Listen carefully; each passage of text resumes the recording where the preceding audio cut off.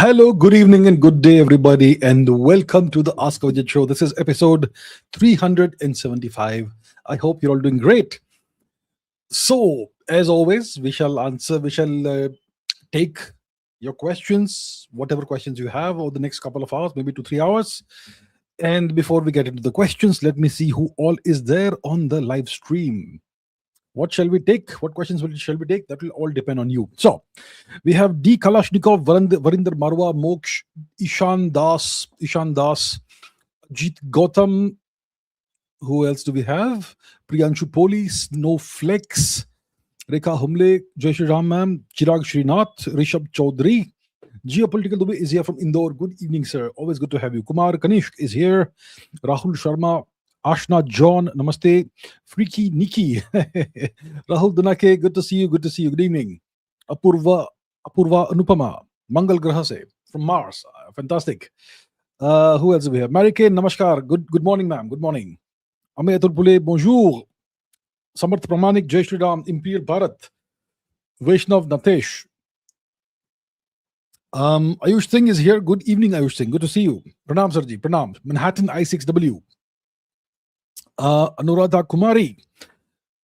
Good to see you, ma'am. P. Sudhir Kumar, Aryan Mishra, Hensi Penguin. Good to see you, Hensi Penguin. Vench Acharya, Safed Bhoot. Who else? Nirvana Shanks. Good evening, Nirvana Shanks San. Excuse me. P. Sudhir Kumar is here from Andhra Pradesh. Good to see you. Who else do we have? Sky K1644. Who else? Manhattan once again. Kumar Kanishk. Aryan Mishra is an alien apparently. Okay. Karan Nalawat, Jai Shri Ram ji. Karan Nalawat. Rishi Chandre. Hello there. Hello indeed. Harsh Negi. Hello. Good to see you. Lippy the Lion. Good evening. Imperial Bharat hyphen. Jade Rabbit. Namaskaram. Jade Rabbit. Piyush Sinha is here from Bihar. Good evening, sir. Good evening. Thank you, sir. Thank you. Short GK facts. All right. Rishabh Dang. Hello. Sangam Kumar. Hi. Somi is here. Priyanshi Sud Om. Kumar Kanishk once again. XP1XP. All right. Hyphen 6552 Jai Shri Ram. Anup is here from Pune. Good evening. Somi is here from Jaipur. Good evening. Who else do we have? McLevin is here. Good evening. Krishna is here. Namasta. Random Skull. Hello. Harsh Negi. Har Mahadev. Safed Booth once again. Tanmay Deshpande once again. Shishir Upadhyay. Good evening. Vaishnav Natesh. Adarsh K. Nayan Jyoti Borag. Hello. And so many of you. So I won't be able to greet you all individually. Soham Pense is here from Goa. Archana Mahajan. Good evening, ma'am. Thank you so much. Very kind of you. Archana ji is here from LinkedIn. Good to see you, ma'am. Thank you so much. Ganesh Saini. Hello. James is here. Okay, let's take some questions. Let's see. James says, if US targets Pickaxe Mountain, what is Iran's response going to be like, and why is Iran not developing ICBMs that can reach the USA? Iran is being very smart. Okay, they are not trying to bite off more than they can chew. They are very clear about what they want their position to be. They want their position to be that of a regional hegemon. They want to dominate West Asia, and that's about it. Once they can establish full domination of West Asia, they may think of maybe having projecting power beyond. And we don't know what sort of missiles they currently have. They clearly have world-class engineers. There's no question about that. And they have missiles that can certainly travel 2,000-3,000 kilometers, maybe 3,500 kilometers, to medium-range ballistic missiles. Now, do they have ballistic missiles that have a longer range than that? We don't know. They haven't demonstrated such capabilities. It doesn't mean they don't have those capabilities, right? So that's how I see it. My answer is I don't know whether they're developing ICBMs or not.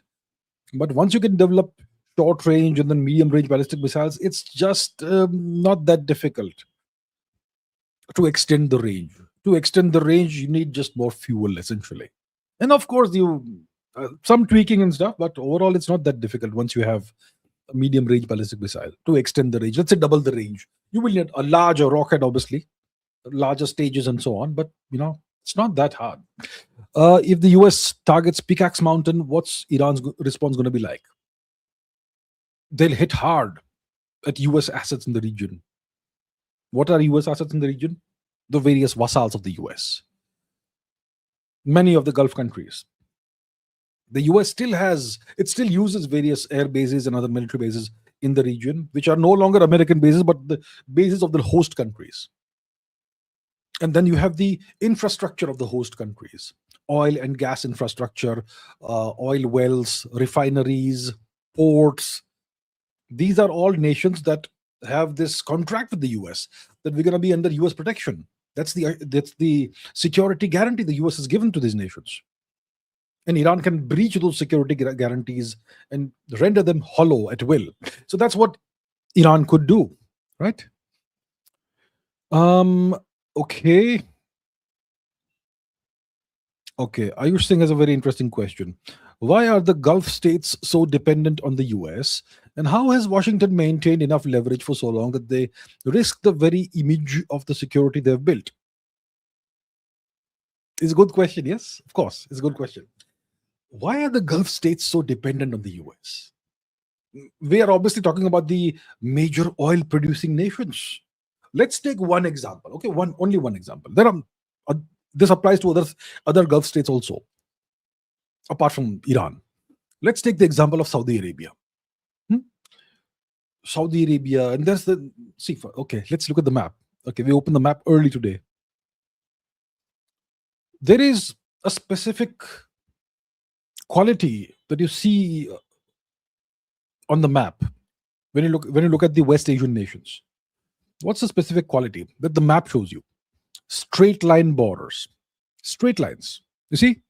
The borders, the international borders are straight lines. Straight lines. You have some zigzagging, but the zigzagging is also straight. Okay? Look at all these nations. Straight line borders. Look here. Look here. Straight lines. Straight lines. So whenever you see straight lines on a map, look at India. Do you see straight lines? No. It's jagged. These aren't straight lines.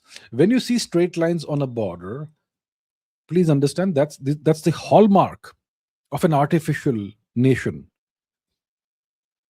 So at the end of the Second World War and so on, the Western nations, primarily the UK and France, they divided up the former Ottoman territories in West Asia among themselves for their own benefit, to serve their own interests, not the interests of the locals who lived in the region, but British and French interests. So they took maps and they drew straight lines on the map. And then they created nations afterwards, after drawing lines on the map. So these are artificial nations. When you create artificial nations for your own benefit, it's not going to serve the people who are in the nations. And the people who are in the nations, they typically don't belong together. Let's say you create this artificial nation called Iraq. You have Kurds inside Iraq, you have Arabs inside Iraq, you have Shias, you got Sunnis and so on. If you create a nation like Jordan, look at the ethnic mix there. Look at Saudi Arabia, Yemen, all that. So when you create such nations and you install puppet regimes there who will then serve you by selling you their oil, then you create a situation where the regime actually is your regime. The king, let's say you install a monarchy there, okay? A king. That king actually serves you. He doesn't serve his people. He has no connection with his people. And when you are ruling an oil-rich nation, you don't collect taxes from the people. You give them petrol and everything for free. And the contract is that we will keep everything free for you. We will not charge taxes or anything, and you leave us alone. You allow us to rule the country. So essentially, these Gulf monarchies, they depend on an external power for their legitimacy, for their continuity, for their security, for their existence. Okay, these are not popular monarchies. I'm not saying all of them aren't popular. Some of them are popular potentially.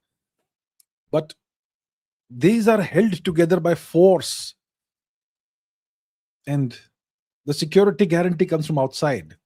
If Washington stops giving the security guarantee, these regimes will collapse, because you have all those internal frictions, these historical grievances and frictions that are currently suppressed by force.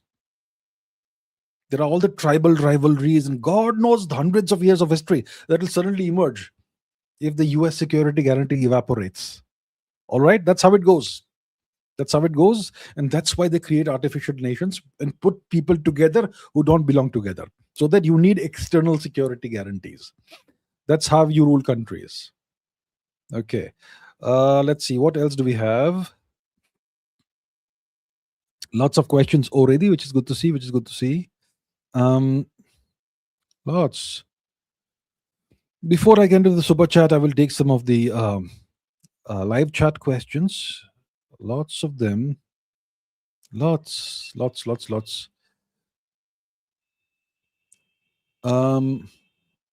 Okay, Ajit Gautam says Lord Ram used to wear a yak horn headgear called chamar. And yak is also called chamar in Sanskrit. There are more than 15 references of it in Valmiki Ramayana. Fantastic. All right. Just like Sumerian Scythians, our land also had horned headgear thing in the past, as we can see in murals depicted in Sonauli grave coffin. We can see that in the Pashupati seal. Have you seen the Sindhu Saraswati seal, Pashupati seal? Let me show you. All right.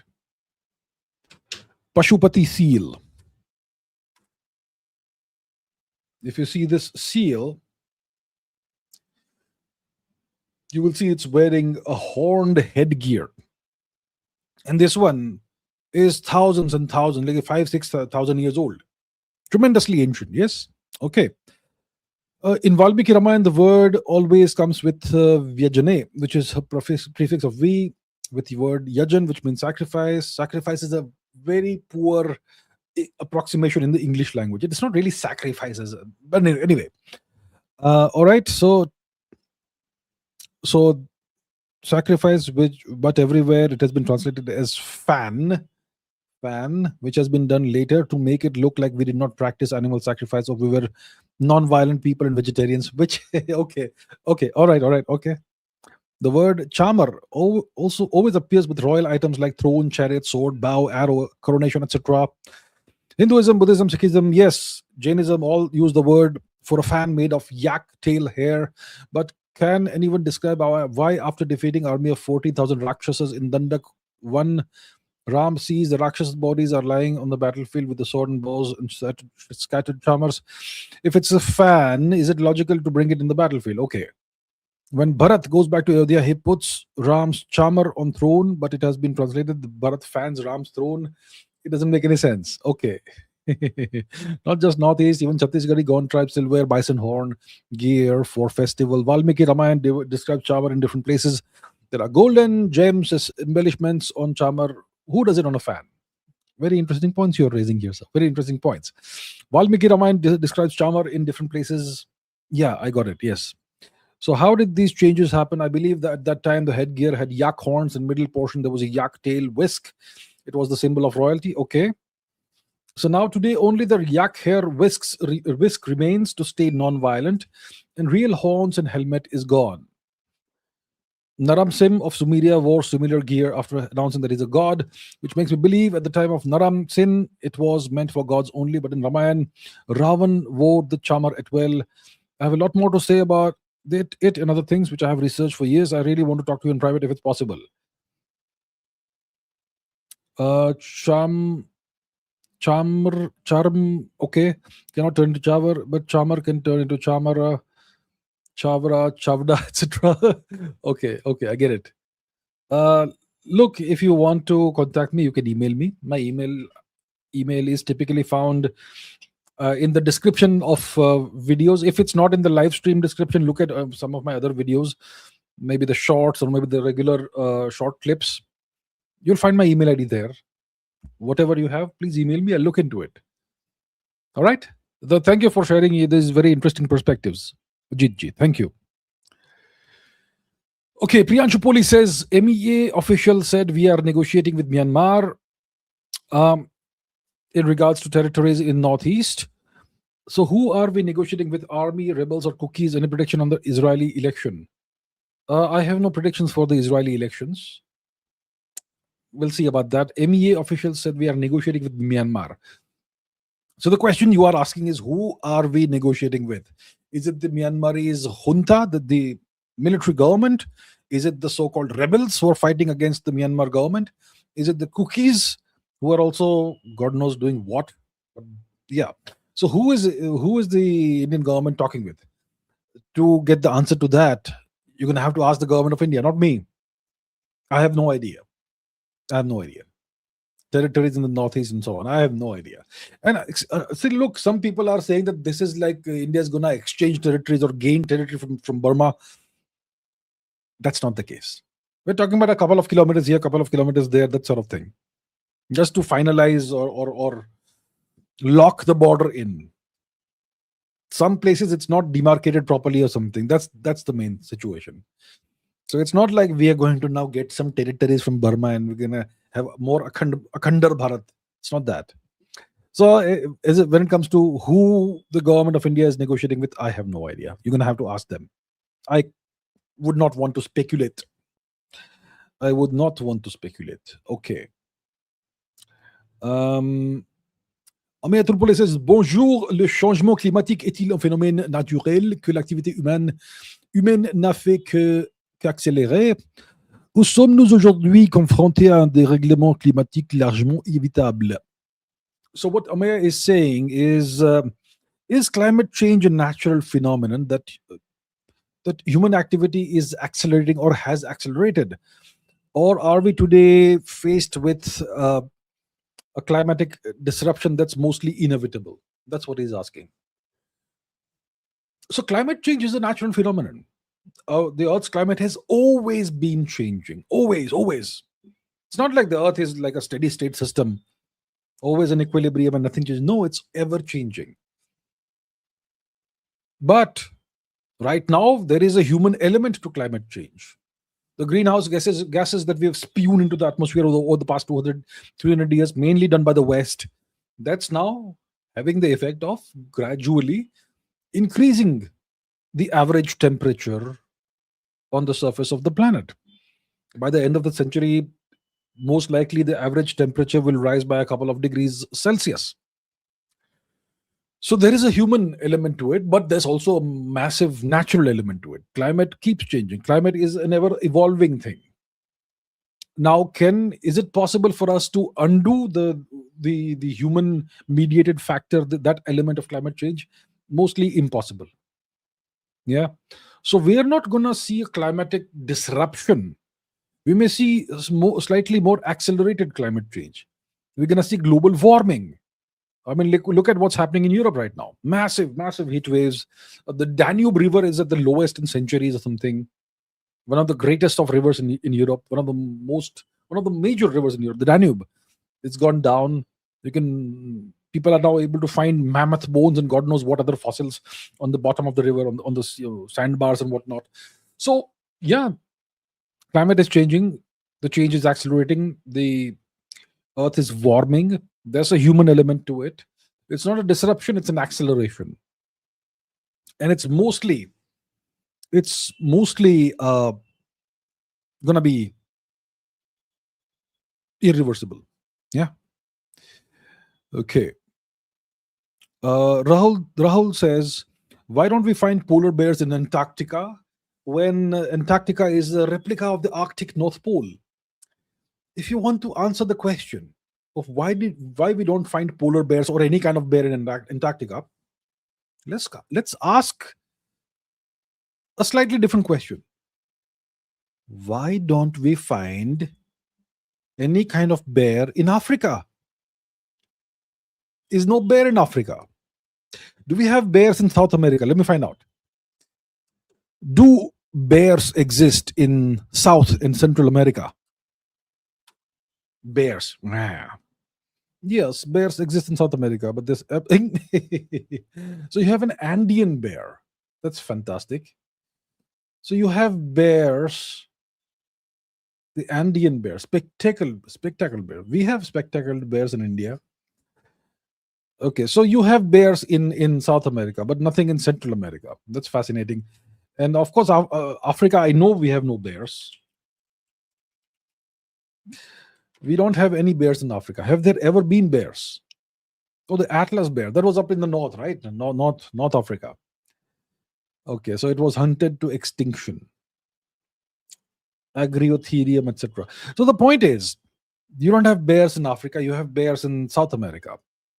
I think bears are mostly native to the northern hemisphere. And there's no connection, physical land bridge or whatever, from the northern hemisphere or between Africa and Antarctica or between South America and Antarctica. There's no land bridge. I don't think there's ever been a land bridge that I can think of in the past million or so years. Maybe five. Let's fact check that also. Has a land bridge ever existed between South America and Antarctica anytime in the past 10 million years? Nope, not happened. So that explains a lot, right? So that's why there's no bears there. Okay. Rahul Dunake says, have Saudis and Turkey buried their hatchet or enmity associated with the killing of a Turkish journalist Jamal Khashoggi by the Saudis? It's not like Turkey cares about what happened to that guy. He wasn't Turkish, by the way. Jamal Khashoggi was Saudi. And he was, I think, killed in Turkey. He was killed in Turkey. In the Saudi embassy, I think. Right? That's 2017, 18, 19, somewhere around that time. And because of that, the West turned Mohammed bin Salman into a pariah, didn't they? And India remained on good terms with him, despite him being, essentially turned into a pariah by the West. Excommunicated almost. So Mr. Modi remained on good terms with him while everyone else was not talking with him. And now we have the situation where Saudi Arabia, Turkey, and Pakistan have signed a mutual defense agreement. So India has been on friendly terms with Saudi Arabia, and this is how Saudi Arabia repays India, by getting into bed with Turkey and Pakistan. So does it mean that the Saudis and Turkey have buried their hatchet? There was no hatchet to begin with. Look, the Jamal Khashoggi incident is not the cause of the Saudi-Turkey rivalry or enmity. It's a whole different story. They are, of course, rivals. And that's what makes this deal even stranger, right? How did two rivals, Saudi Arabia and Turkey, come together? Why are they rivals is the big question, right? They are rivals because both aspire to the position of leadership, to the position, both seek to be leaders of the Islamic world, the leader of the Islamic world. Saudi Arabia wants to be the undisputed leader of the Islamic world, and Turkey wants to be the undisputed leader of the Islamic world. Saudi Arabia's justification is that the holiest sites of Islam, Mecca, Medina, etc., are in Saudi Arabia. So that's why we should be the leader of the Islamic world, and we are a big economy, and we are strong militarily or whatever. That's what they say. Turkey says we are the continuation, let's say, of the Ottoman Empire. The Ottoman Empire was the caliphate. Constantinople was the seat of the caliphate, the place where the caliph lived. Topkapi Palace, right? So that's why Turkey should be the undisputed leader of the Islamic world. And neither Turkey nor Saudi Arabia have the strength to actually become the undisputed leader of the Islamic world. Neither are strong enough. So that's why there's this constant rivalry. Turkey seeks to expand, Saudi Arabia seeks to expand, and so on and so forth. Now, how did these two bitter rivals, come together? Maybe somebody stronger than them brought them together and forced them into bed together with the Pakistanis, who nobody likes. Now, guess who's the stronger entity? The whole Islamic NATO is being assembled, okay? And I strongly expect, very strongly, very frankly, I expect that more nations are going to join this alliance and have a mutual defense agreement. I think I am of the opinion that very soon, in the next coming weeks and months, more nations will join this mutual defense pact. Maybe Egypt, maybe Qatar, maybe somebody else. More nations will join. An Islamic NATO is being created where there is no real Islamic leader, because no Islamic nation is strong enough to be the undisputed leader. So who is assembling this coalition? Who? Quite frankly, who is it? Is the United States, obviously. The US is the actual leader of the Islamic world. That's what we are seeing. So, and they've assembled a naval coalition too, a naval alliance of sorts. Nigeria has been brought into it. Nigeria may most likely potentially be a Muslim majority nation by now. If the population is more than 50% Muslim, then Nigeria becomes a Muslim majority nation. And there is that's open for debate, actually. If you ask one source, it will say it's Muslim majority. If you ask another source, it will say Christian majority. So we're not sure because they haven't had a census in Nigeria for a long time. Let's see. When was the last time Nigeria had an official census? 2006. Oh, well, India is 2011, right? It's not that far off. Yeah. Okay, so Nigeria is slightly more laggardly than India. Anyhow, so that's a deal. Okay. Anuradha Kumari says Navik satellite is ready for launch and 3 more afterwards are already planned. Thoughts? Please launch those satellites. Please launch them yesterday. That's my thoughts. Good, it's ready for launch. So what are we waiting for? Are we going to have a long bureaucratic timetable of the next 24 months or something? Or is it going to happen in the next 3 months? Let's find out. When is the next Indian Navik satellite scheduled to be launched? When? Awaiting an official launch date. So we don't even have launch dates. I hope they have addressed the issue, the PSLV issue. Multiple PSLV launches failed, which is unheard of. The PSLV is one of the world's most reliable rockets. How come 2 or 3 of these? How many failed? Okay, let's find out. How many PSLV launches have failed in recent times, in the last 24 months? 2 failed launches. Both incidents occurred consecutively. And you had an anomaly in the operation of the 3rd stage. So you had 2 consecutive launches. January and May. And now we're in August. Well, I hope, and before that it had 59 complete successes. Well, I hope this issue has been fixed or is in the process of being fixed. If there was anything untoward, I hope that untoward thing has been addressed and neutralized. And then we launch Navik. So I hope this happens at the earliest. Right? Because right now India is suffering from this issue. Without Navik, you don't have eyes in the sky. Without Navik, you have to depend on GPS.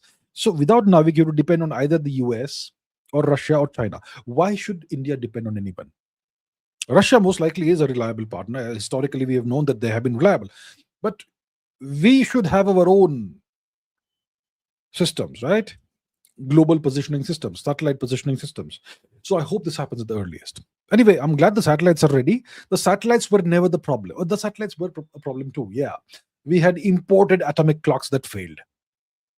So the satellites were also a problem. And the rocket also ended up being a problem. I hope these problems are resolved at the earliest and we have a fully functional local constellation once again. The Navik constellation is a local one. It provides services in the subcontinent plus area, not a global service. Anyway, at least even that is good. So let's have it at the earliest. That's my views about this. Manhattan says, if aliens decide to show up in the sky of all countries very openly and threaten us, yes. Will all countries come together and fight for the survival of humanity? By the way, what will you do? Most countries don't have the capability to fight the United States. Forget about aliens, right? Let's say the United States hypothetically shows up at Madagascar's door tomorrow morning. What will Madagascar do? What can Madagascar do? Nothing, right? What can it do? What if the US decides tomorrow we will turn up on Papua New Guinea's doorstep with warships. What can Papua New Guinea do? Nothing.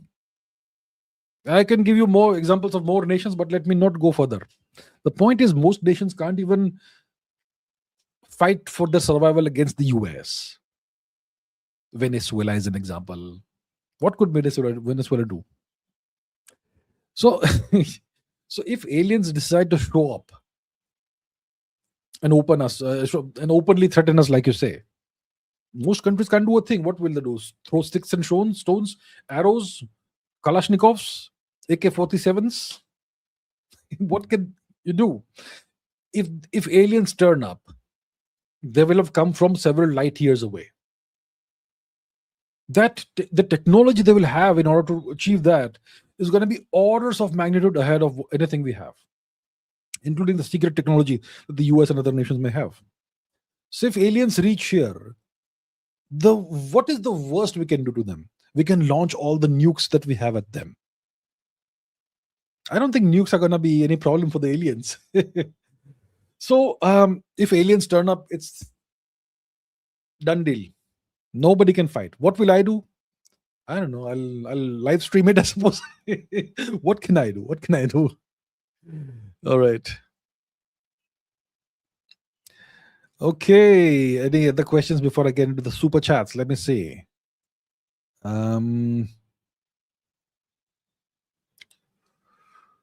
Right.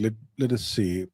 Okay. Safed Booth says, ask Abhijit, will an attack on Pakistan be considered as an attack on Saudi and Turkey? If we respond to the terror attack, what will the US do? Well, that's precisely the questions I have raised in today's short that I put out today. So the agreement they've signed is a mutual defense agreement.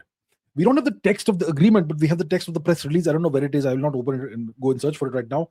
But it says that an attack on one of these three is going to be considered to be an attack on all three. Okay. So this means, so let's consider a hypothetical scenario. We know that Pakistan is a terrorist nation. Their DNA doesn't change, correct? Correct. So in the future, hypothetically, maybe sometime in the future, I hope it never happens, but what if they launch a major terror attack on India? They are capable of doing that. They have done that so many times in the past. And India's doctrine has changed now. A terror attack on the nation is going to be regarded as an act of war, which means we go to war if it's a major terror attack. So let's say Pakistan, hypothetically, in a fictitious scenario, does a major terror attack on India. Then India will respond through military means. So then these people, Pakistan, Saudi Arabia, and Turkey, will say that Pakistan has been attacked. So then, according to the agreement that they have, the attack that India will then do in response to Pakistani terrorism on Pakistan will be regarded as an attack on Saudi Arabia and Turkey at the same time. So yeah, according to their agreement, an attack on Pakistan will be considered to be an attack on Turkey and Saudi Arabia.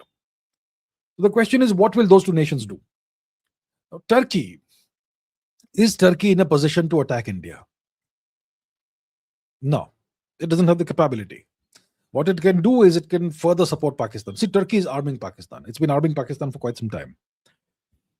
So Turkey can further support Pakistan, further supply more arms or drones or whatever to Pakistan. What can Saudi Arabia do? Saudi Arabia is not a defense manufacturer. It doesn't export weapons or whatever. Its army, I'd rather not pass any judgment or comments about the quality of their army. All Saudi Arabia can do is finance Pakistan, send them money. But technically, they could come to Pakistan's rescue militarily. Practically, they are not capable of doing that. At least Saudi Arabia is not. Turkey is too far. Turkey has a military base in Djibouti and so on. Djibouti, South Sudan, that area, the Horn of Africa. But they can't realistically launch any attack on India. India would wipe their military bases out. If India has the capability of wiping out a military base in the Horn of Africa. India does have the capability. Turkey, so, but the point is that we are seeing the creation of an anti-India bloc. Because see, you have to ask yourself, if Turkey, Saudi Arabia, and Pakistan come together in a military alliance, who's the target is the question. The obvious answer you will say is Iran. But Iran doesn't give a damn about Turkey, Saudi Arabia, or Pakistan. Iran doesn't even give a damn about the US. Iran doesn't give a damn about the United States and the US nuclear arsenal. So you think they'll be frightened of this alliance of these three ragtag nations? Iran has been very, very, you could say, restrained. The Saudis know that. Even the Turks know that. Iran is capable of doing significant damage to both nations and also to Pakistan. So Iran is not going to be frightened or intimidated by this alliance. The alliance is not really targeted. It's not really aimed at Iran. It's aimed mostly at India. See, who are Washington's principal adversaries in the region and globally today? Obviously, it's Russia, it's China, and now they are treating India as an adversary. And Iran, of course, and North Korea. So India has been clubbed into that group of nations. So this alliance, this new alliance that's been created, which more nations will join, that is primarily an anti-India alliance. Right? So if we respond to a Pakistani terror attack, what will the US do? They will sanction India or whatever. Something like that they will do. They'll say, we will impose 3 million % tariffs on India. Something. Yeah. Okay. See, now the battle lines are being drawn. I don't think India has too much choice left now. India must engage with nations that are either friendly to us or nations that are threatened by Saudi Arabia and Turkey. Which nations are threatened by Turkey and Saudi Arabia? Well, you have Israel, possibly the UAE, you have Cyprus, you have Greece, Armenia, sure, but it's too small. We have to help them, they can't help us. They should also engage with friendly nations like Russia. We should engage with Iran as well. We should even engage with China. So that's where we are. All right, okay, all right. Now let me get into the super chats. Okay. Varinder Barwa says Scythian couple burial 1000 BC. Sati like practice. Scythian couple burial. The embracing couple, is that the one? Let me Google this. Let's see. Somewhere in Europe. Scythian couple burial 1000 BC. Scythian couple, eternal embrace. Should I open Reddit? I'm a little. Nope, I'm not opening this. Sorry, I am not going there. Where do we have? Yeah, this one, right? Right, this one. This burial. So it's a male and a female who are embracing, and it looks like the male died first, and the lady. I think there's a speculation that the lady was buried alive with the guy. Clearly, they were related in some way. Maybe they were husband and wife or something. And this was found where exactly? Somewhere in Europe. Scythian. Okay, Ukraine. And yeah, widely shared across social media as an ancient Scythian couple where the wife was entombed alive. Reality, late Bronze Age, 1000 BC or so. Iranian speaking Scythian nomadic culture. Okay, archaeologists note that such an organic tight posture would be mechanically difficult to arrange via post-mortem rigor mortis. Rigor mortis is not forever, right? Rigor mortis, how long does rigor mortis last? Not more than 24 hours. How long does rigor mortis typically last in hours? I don't think it's more than 24 hours. Okay, 24 to 36 hours, even 72 hours. Yeah. Okay. When does it start? Onset begins 0 to 2 hours. It's possible to have two dead people in that pose if you do it immediately after they pass away. And so there's no proof that the woman was willingly w- there's no proof, there's no genuine hard evidence that the woman was buried alive.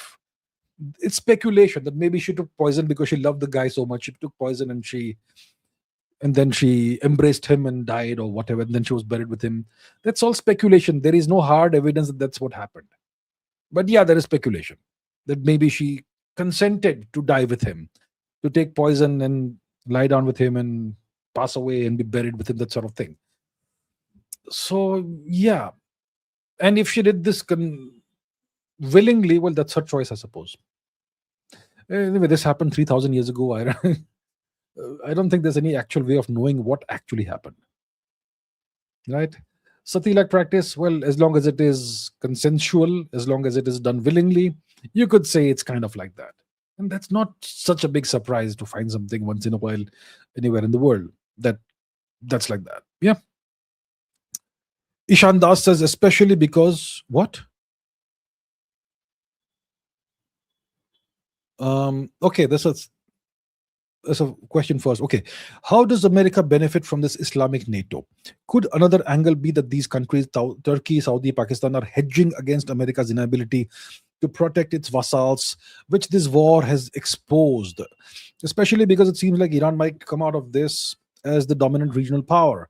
By the way, did you have a chance to look at the AI tool I built on top of a channel? I still haven't seen that. I'm so sorry. Thank you for the reminder. I will do that at the earliest. I still haven't. I There's so much work. I'm working on all kinds of projects. So, but yes, I will check it out. I saw the email. I haven't looked into it in detail. I'll check it out. Now, about the question, how does the US benefit from all of this, right? How does the US benefit from this Islamic NATO? That's a good question. And the point you're raising is very valid. The point you're raising is genuinely valid because from my perspective, it doesn't seem like Iran may come out of this as the dominant regional power. Iran has come out of this as the dominant regional power. It has absorbed tremendous punishment from the US and Israel, tremendous military punishment, tremendous amount of bombardment, thousands of missiles, God knows how many bombs, and it has given back more than it's taken. It's destroyed most of the American military infrastructure in the region. It's destroyed all the THAAD radars. It has destroyed American military bases. It has destroyed the naval headquarters they had in Bahrain. They've hit every single Gulf nation, and they are nowhere close to running out of drones or missiles. I think they've shown a small fraction of their capabilities. Iran has defeated the United States and Israel and their allies single-handedly, with a little bit of help from its friends, I'm sure. Yeah. So Iran is the regional hegemon now. The United States cannot force Hormuz open. They simply can't. They simply can't. How will they do it? Will they send an aircraft carrier in the region? What happens if the United States sends an aircraft carrier there? It's going to be wiped out. So Iran has come out of this as the dominant regional power. So then the question arises, how does the US benefit from an Islamic NATO? And could it be that these countries are hedging against America's inability to protect its vassals? You know what? I don't think they're hedging against this inability. Understand that Turkey and Saudi Arabia, both of these nations have American military personnel and equipment and weapons on their territory. Turkey hosts American nuclear weapons in the Incirlik base. FYI, Incirlik. American nuclear weapons on Turkish soil, but operated by Americans. The Turks never get to see the weapons. The Turks never get to see the warheads. Turkey is a member of NATO. Turkey has its own ambitions and all, but overall, Turkey is very much beholden to the US. If the US wants, they can make Turkey disintegrate. If the US wants, they can end the career of Erdogan. If the US wants, they can do the same thing to Saudi Arabia. Because the Saudi regime is a dictatorship, it's a monarchy that does not depend on local support for its existence. It depends on US guarantees for its existence. Okay? So both Turkey and Saudi Arabia are beholden to the US. They can't do without the US. The Saudi monarchy will collapse the day the US decides to withdraw its protection from the family and from the monarchy. Sure, Saudi Arabia had to take hits from Iran, and the US may not have done everything in its capability to protect the Saudis and everyone else apart from Israel. Maybe the US tried, perhaps. Okay, the US, see, when it comes to protecting its vassals in West Asia, the US will always give first priority to Israel. That is a given. The second priority may go to Saudi Arabia. The fact is that the US was unable to defend even Israel. Israel took humongous punishment from Iran. If you, in like 2-3 days after the war started, Twitter and all social media started banning, they started censoring all the videos coming out of Israel. That's why we don't really know the extent of damage that happened in Israel. It was extensive, massive damage in Israel. So the US may have tried to safeguard Saudi interests and all, but they simply were not capable of doing that. That's why I say that the US has been defeated by Iran.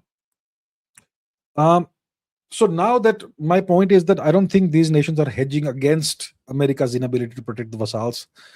If let's say they hedge against America's inability to protect the vassals and they band together, the US gets upset and it withdraws all its protection, all three will collapse. All three will collapse. Yeah. So it's not that. My view is that the US is artificially bringing all these nations together into an artificial bloc, an Islamic NATO. That's what the US is creating. So there's going to be, in my view, more nations are going to join this mutual defense agreement, just like you have a whole bunch of nations that eventually joined NATO over the decades. The same thing is going to happen in weeks and months over here. I'm making a prediction right here. Let's see if I turn out to be right or if I'm completely proven wrong. I believe in the coming weeks and months, more nations will join this bloc, this mutual defense pact. I'm saying it right now. I'm putting my neck out. And none of these nations is strong enough to be the leader of the Islamic world. So my perspective, my view is that the US is from behind the scenes orchestrating all of this. I said it when Saudi Arabia and Turkey signed a mutual defense agreement. I said the US is behind this. Now Turkey has joined it. I am still saying the US is behind it. They also have created an Islamic naval alliance. The navies of various Islamic countries will come together and essentially target Yemen and the Houthis and whoever else in the Horn of Africa is anti-US. They'll all be targeted. All of this serves US interests. The Saudis can't say no to the US. The Turks can't say no to the US. Pakistan will do anything to polish the boots of the US. Okay? So how does the US benefit from this? It benefits by having a massive alliance of ragtag nations who come together and serve its interests. So who are the US's adversaries in the region? One is Iran. Now the US is treating India as an adversary. The US is encircling India. East Pakistan, West Pakistan regime changes, Nepal, the thing that's happened. The US is creating a ring around India. And if you have an Islamic NATO, that bolsters that. So and of course, you can also make this Islamic NATO work against Russia and even China if required. But the primary target at this point in time is India. That's how I see it. Now let's see. Time will tell us whether I have been right, whether I'm right in what I'm saying, or if I'm going to be proven completely wrong. My view, if I am right, in the coming weeks and months, more nations will join this Islamic NATO. Mark my words. If I turn out to be wrong by the end of the year, please point it out in the comments. If I'm right, remember I said this first. Nobody else did. All right. Okay. Chirag Srinath says, a Bangalore-based startup, Astrobase, has unveiled India's first indigenous 800 kilonewton 80-ton FFSC rocket engine. How do you see this? Is it India's first indigenous FFSC rocket engine? It's a multiple stage combustion engine. What is the full form of FFSC? Staged combustion, right? FFSC rocket engine full form. Staged combustion, full flow staged combustion. Okay, so as far as I understand, we have indigenous FFSC rocket engines. ISRO has developed at least a couple of cryogenic rocket engines that are staged combustion engines. Okay. Um, let's just check whether I'm right or whether I'm completely wrong.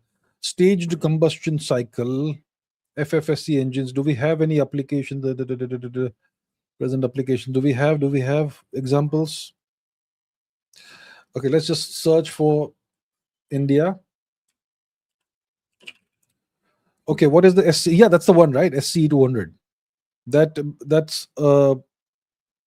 FFSC engine that's being developed to power ISRO's LVM-3 rocket. Okay, and you have the C 7.5, which is already developed. It's already in use by India.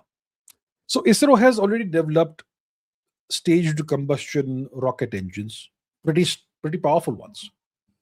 Yeah, but this is, I think, the first private staged combustion engine that India has developed indigenously. So it's a private company that has developed this one, Astrobase.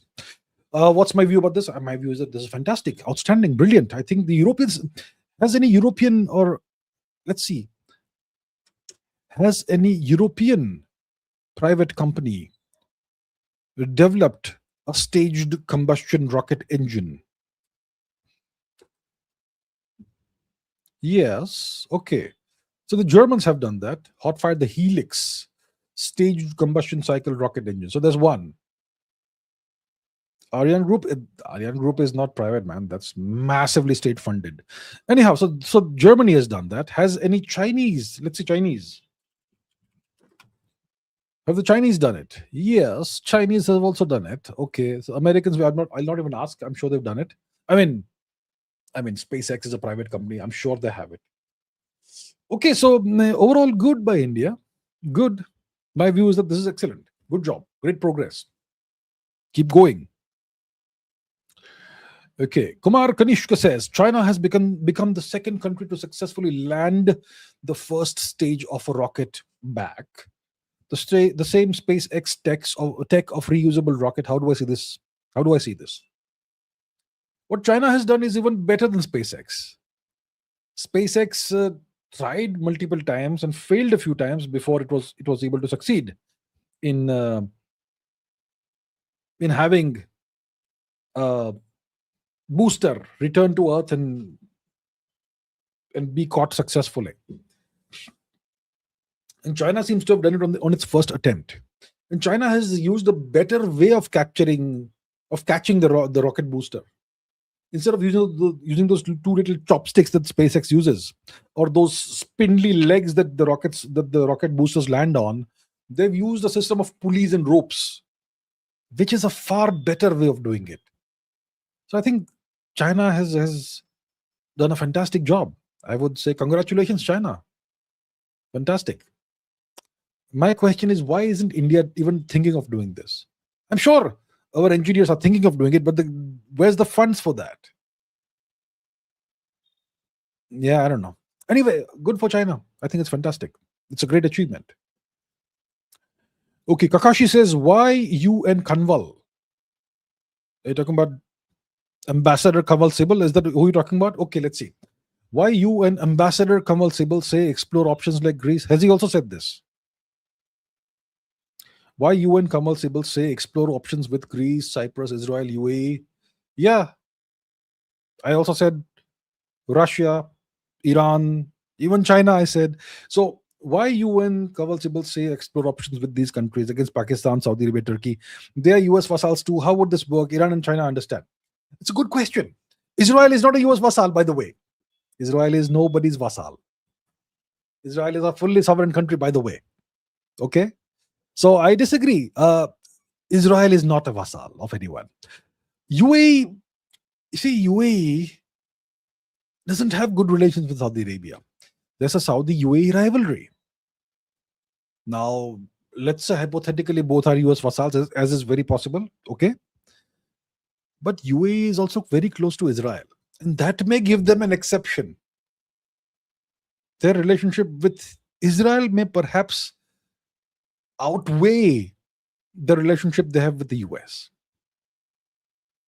Okay, so that's why the UAE is a special case over here. The UAE even left OPEC. They quit OPEC recently.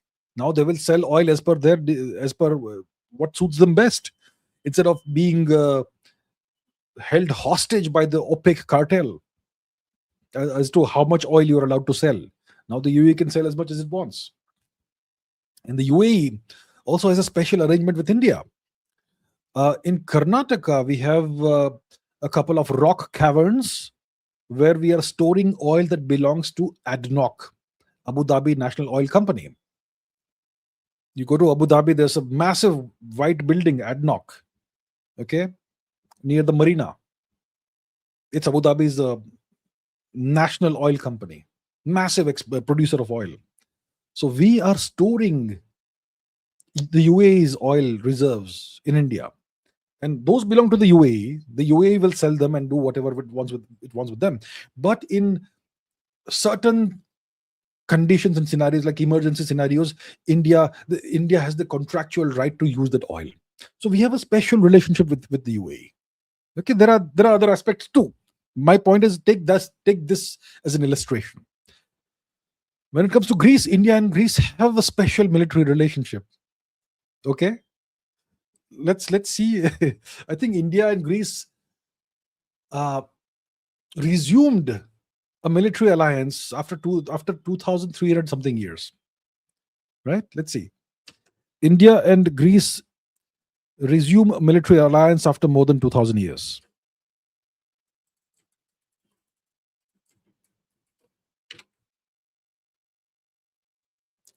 Where do we find it? India-Greece relations. Everyone copies what I have to say, right? India and Greece resume defense ties after 2,327 years. And that, obviously, you will see my face there, because I am the one who ran the story 2 years ago. And of course, then, 2327 years. Right. So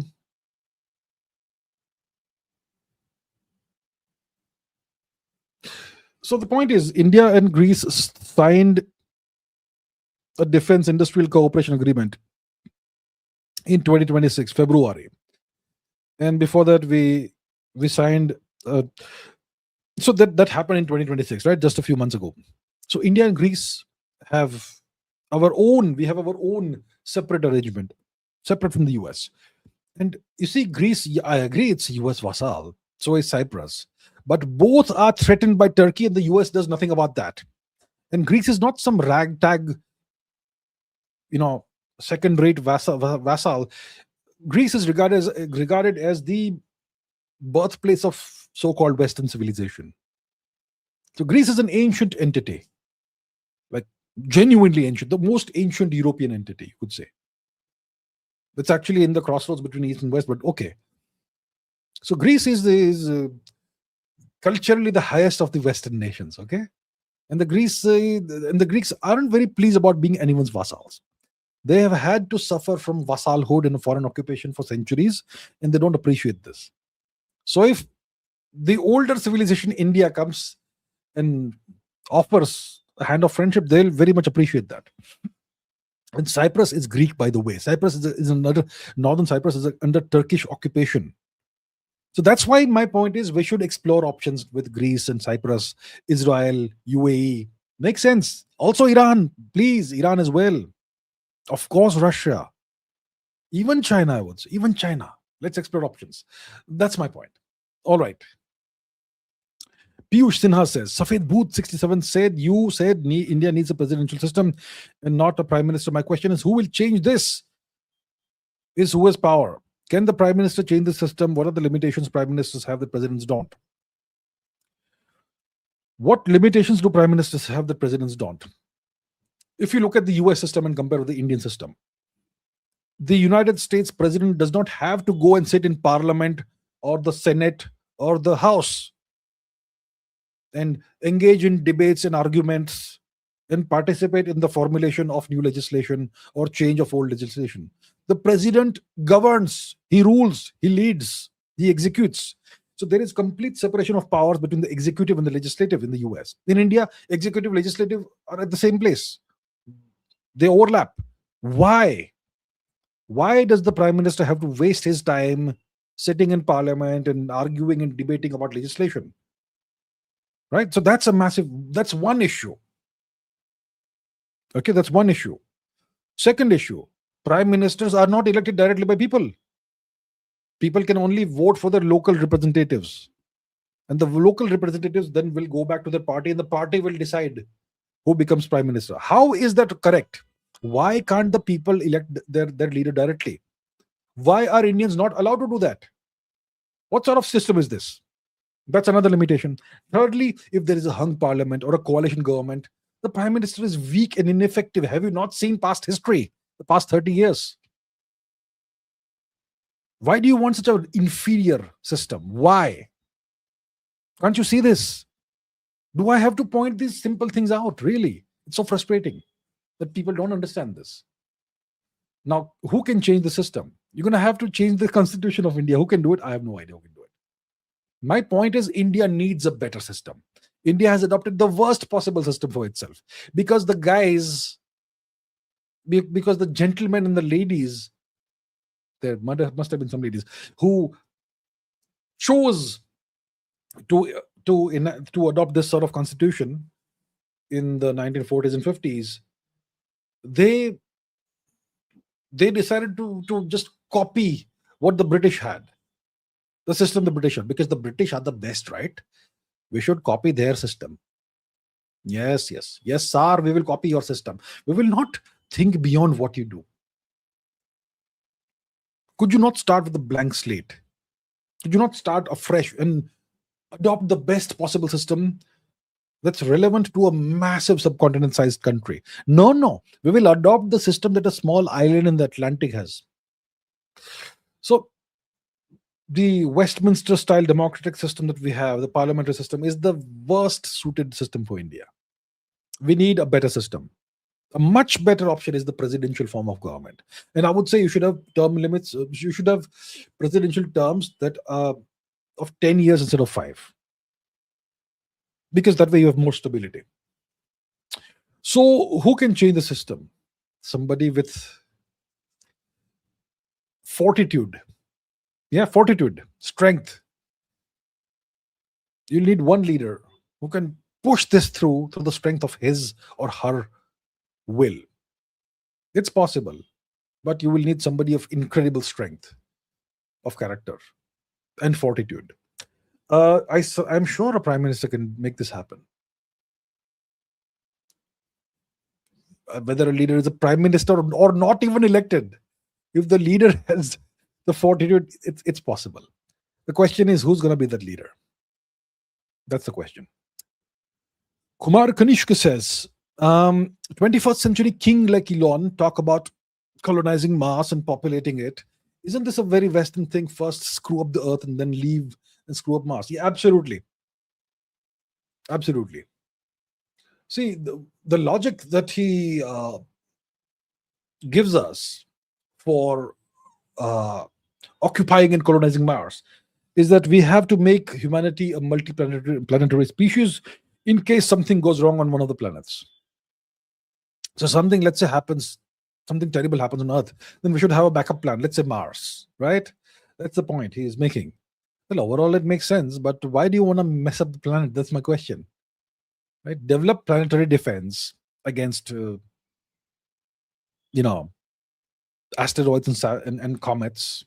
That should be enough. And then don't mess up the planet that we have. This is our home. It's okay to go to Mars and settle down there and so move beyond the solar system also if you can. I have nothing against that. But why do we want to mess up our planet? Eventually, they're going to mess up the moon first. Okay? Your children are most likely going to look at the moon in the night and they'll see lights on the moon. Industrial lights. That's going to happen. So that's the thing, yeah. It's a very Western thing to do, yes. Exploit every resource. Treat nature as a resource and exploit it. And once you've exploited enough, move on and go and exploit something else. Yeah, that's the thing. Yes. Hyphen says, why is there more matter than antimatter in the universe if the Big Bang should have created almost equal amounts of both? Well, theoretically, the Big Bang should have produced equal amounts of matter and antimatter. So why do we have this? I mean, wherever we look, it's mostly matter. There's very little antimatter anywhere. Sometimes you do encounter antiprotons in the cosmic ray antiprotons. You do encounter them once in a while. Yeah. What produces that? There are multiple mechanisms, at least a couple I can think of. One is obviously Hawking radiation. And so the point is, there is very little antimatter in the universe. You can produce antimatter in particle colliders, but that too is so little. So why is this the case? I mean, isn't nature symmetric? Right? Even Hawking radiation should produce equal amounts of matter and antimatter. Hawking radiation comes from the evaporation of black holes, and it's purely black body radiation, completely democratic, let's say, completely black body, completely random. So why is this the case? So we don't have the answer to it, but we have certain theoretical speculations.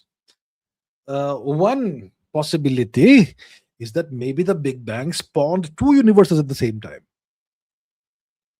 a universe and an anti-universe, and both came out of the Big Bang, and both are not connected, or maybe both are connected somewhere, but we don't know where. So if that was the case, and in one universe you had matter dominate, and in the other universe you had antimatter predominate, then that would answer the question. So that's one possibility, but we don't have the answer to this question. Right? We don't have the answer to this question. Baryon asymmetry. Why? So it's possible. These are possibilities, but how do we test whether these theories are right or not? There's no way of doing it. Okay, Kakashi says, how? No, I know Indian nationalism is different from Western nationalism, but is nationalism enough? Nationalism and growth for whom? The society, elites, and deep state only. Okay, so Indian nationalism is different from Western nationalism, but is nationalism enough? Nationalism and growth for whom? The society, elites, and deep state only. No, look, I don't know, this nationalism, this patriotism, and there's supposedly some difference between these two terms, and this is semantic difference, and I don't know what it is. Growth is supposed to be for everybody, for the nation, for every person in the nation, not for some so-called elites. No, of course not. Growth is supposed to be for everybody. You can't make everybody equal, by the way, if that's what you are asking me. Are you saying everybody should be equal on the same level? It's impossible. But you can give everybody the same starting point, and you can give everybody a safety net. And then it's up to you how good you are or how not so good you are. The rest should be on merit. So you're going to have inequality in society. You have inequality in nature, by the way. You can't make everybody equal. Otherwise, people will give up. If you make everybody equal forcibly, then you guarantee equality of outcomes, no matter how good or bad you are. People will just stop trying, and the nation will become mediocre. So you can't have equality. You should have growth. So what you should have is give everybody the same starting point in life. Give everybody the same rules. The same rules should apply for everybody. And everybody should have a safety net. If there is misfortune in life, if things don't go well, then you know what? It should be taken care of by society. Right? There should be a safety net. And apart from that, the sky should be the limit for everybody. So you're going to have inequality. That's fine. That's fine. So you're going to have unequal progress for people. Some will progress very much, some will progress less. But the ones who progress more will create jobs for the others and so on. So they will anyway end up serving society. So overall, if you have a good system, there is growth for everybody. And me, am I a nationalist? I am a civilizationalist. That's what I am. Now, I think you've asked a follow-up question. I am no Marxist, but he is right. There are competing classes. Who is right? He is right. Who is right? But okay, somebody is right. There are competing classes, interests within it. Of course there are. Of course there are. What do you expect? That's the case in every nation. That's been the case in every kingdom, every empire, every civilization historically. What are you seeking? Are you trying to? Do you seek a utopia where everybody is the same? There's no classes. There's no competing interests. Come on. My point is the competition should follow rules. The rules should be the same for everybody. There should be no discrimination, and there should be a safety net for everyone. Beyond that, let the sky be the limit for everyone. So no unfair play, right? Rules should not be rigged in favor of certain classes or certain interests or whatever. That's my point. So what you're saying at the end, good nationalism should take all sections, not just rulers and few. I agree. Of course. The rules should be the same for everybody in society, in your country. Everybody. There should be no discrimination. There should be no secret rigged rules. There should be no secret favoritism for certain classes or certain sections of society or certain whoever, elites, like you say. No. You should have a fair, just society with the same rules for everyone. But look, you're going to have competition in society. You're going to have competing interests. You can't do away with that. It's impossible. It's fine to have competing classes, competing interests. That is just natural. That's just organic. But give everybody, each competing interest, give them the same rules that they have to follow. Make the system fair and transparent and honest and meritorious. And then let the competing classes and interests compete among each other. It's fine. Okay. Right. Piyush G says, Pakistan signed a security pact with Somalia and Israel has a footprint in Somaliland. If both Pakistan and Israel are on the same side on hitting Iran, then why sign deals with opposing sides? Has the US done it? Has Pakistan signed a security pact with Somalia? Let's see. Has Pakistan signed a security pact with Somalia? Oh, is very nice. Yes. Pakistan and Somalia signed a bilateral defense cooperation agreement in Islamabad on August 4. Somali Defense Minister Ahmed Mualim Fiki and Khawaja Mohammed Asif of Pakistan. Okay, very interesting. So, Israel has a footprint in Somaliland. Excuse me. So, Somalia and Somaliland are different entities, by the way. Let's find out. Excuse me. Are Somalia and Somaliland different entities? If yes, are they on good terms with each other?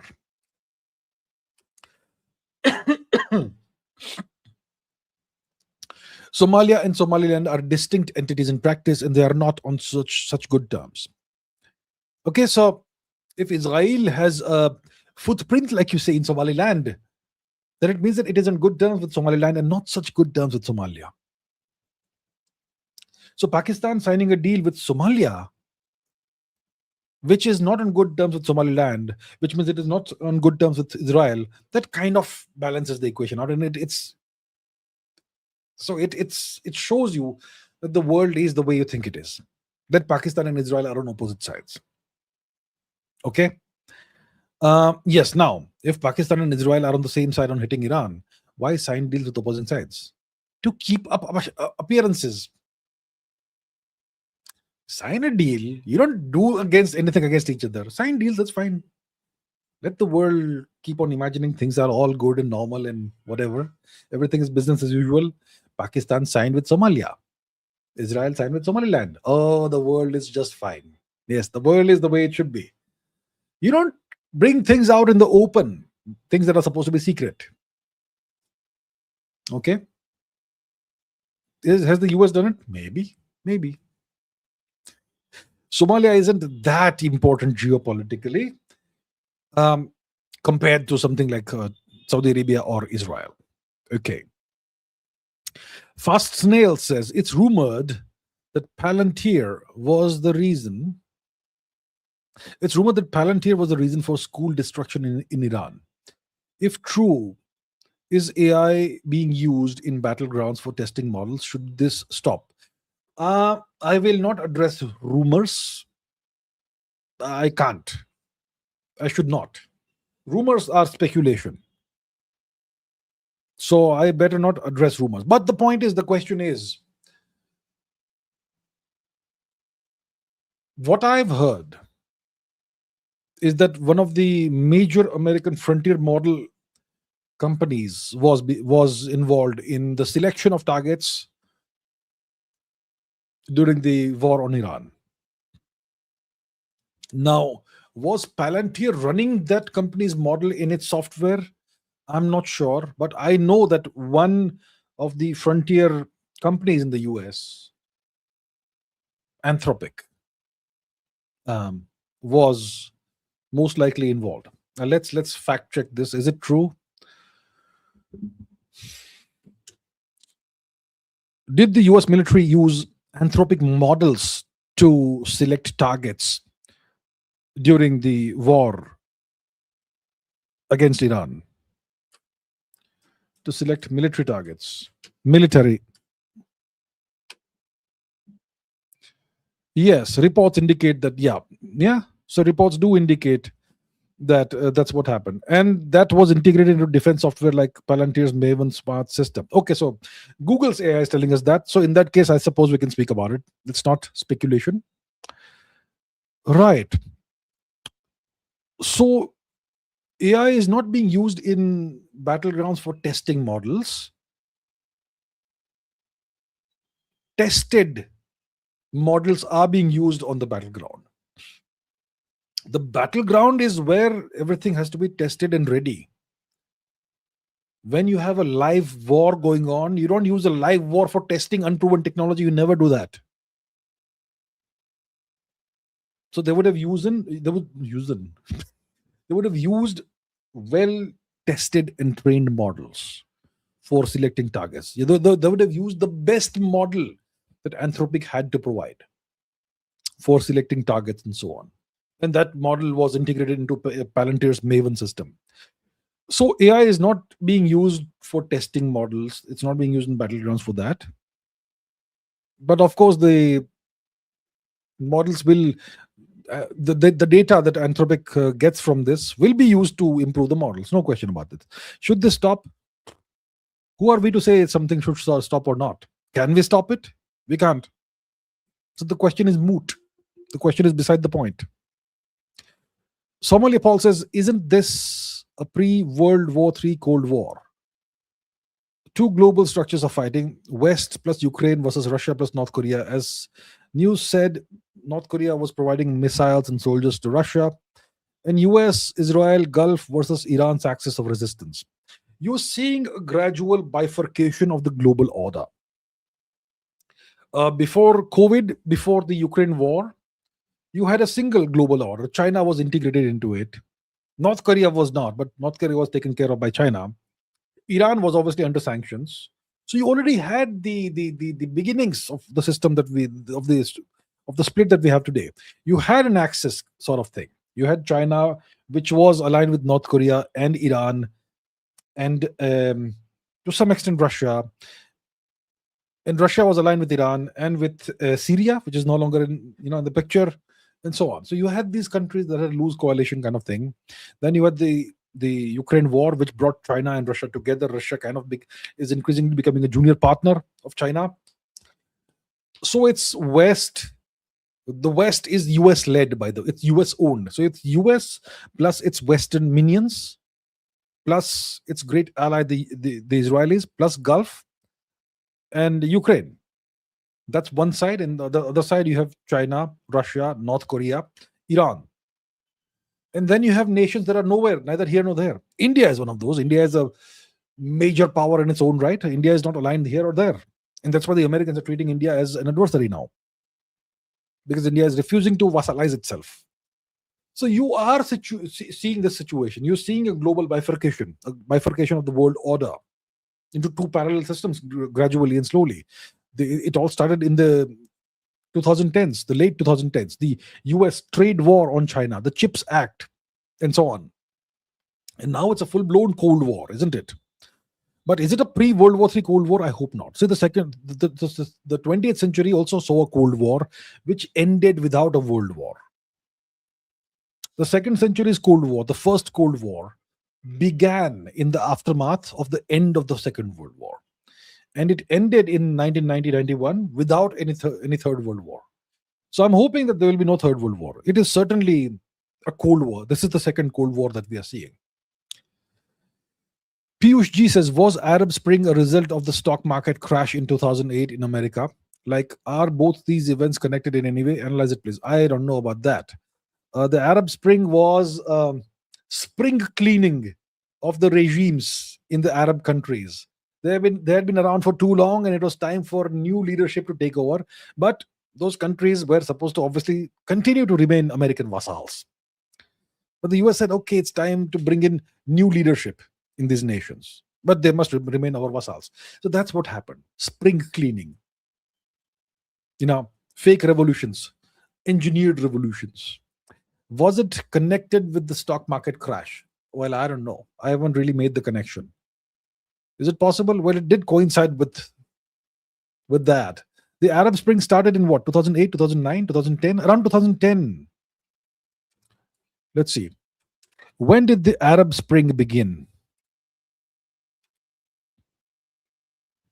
2010, right? A couple of years ago. A couple of years after the stock market crash.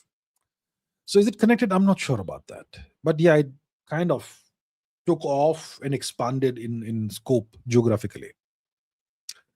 Piyush G says, Safed Booth asked, how much US military bases have been destroyed in the Middle East overall? Rough figure out of 100%. By the way, can we see destroyed bases through satellite images? Well, if you ask American analysts, they will say 0% have been destroyed. They're all there. They're all there. That's what American analysts and Western analysts will say. Can we see the destroyed bases through satellite images? Let's try and do that. Yeah, let's try.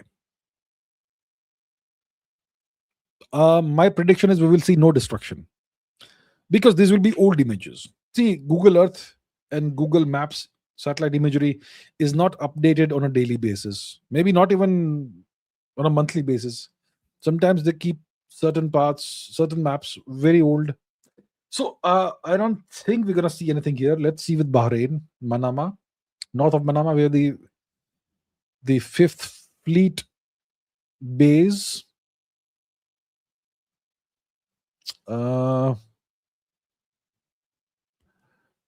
Let's see. Naval Headquarters, Bahama. Naval Headquarters, Manama.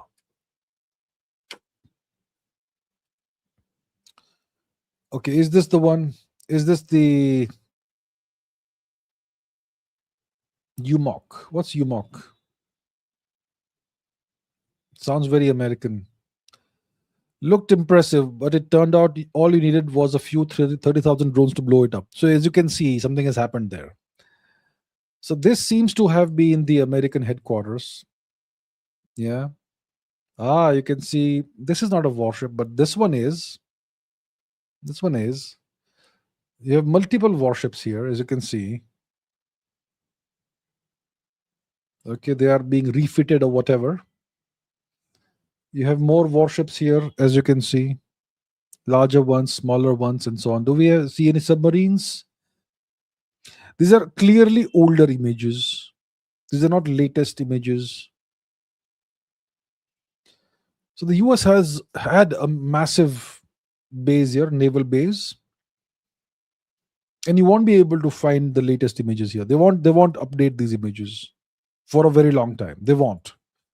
So I will not go and now search for, American bases in other countries in the Gulf region. That's going to be, first of all, we will not find what we're looking for. We will not find the latest images. Of course, if you are willing to pay for it, you can get commercial satellite imagery. Uh, yeah, I don't subscribe to that. I have not paid for commercial satellite imagery, so I won't be able to share that. But if you ask me what is the rough figure of how out of 100, I would say at least 50%, if I would say probably 80-90% of American military bases have been destroyed, most likely. Yeah.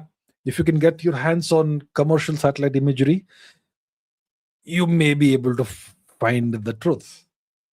But if that was available, why has it not flooded the internet? Maybe they're not putting it out. I don't know what the reason is. Okay.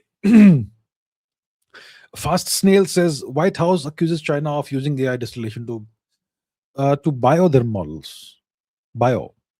Why can't India do the same? No, India never does naughty things. India is a rule-abiding country. We are a law-abiding country. We don't do such things. Yeah.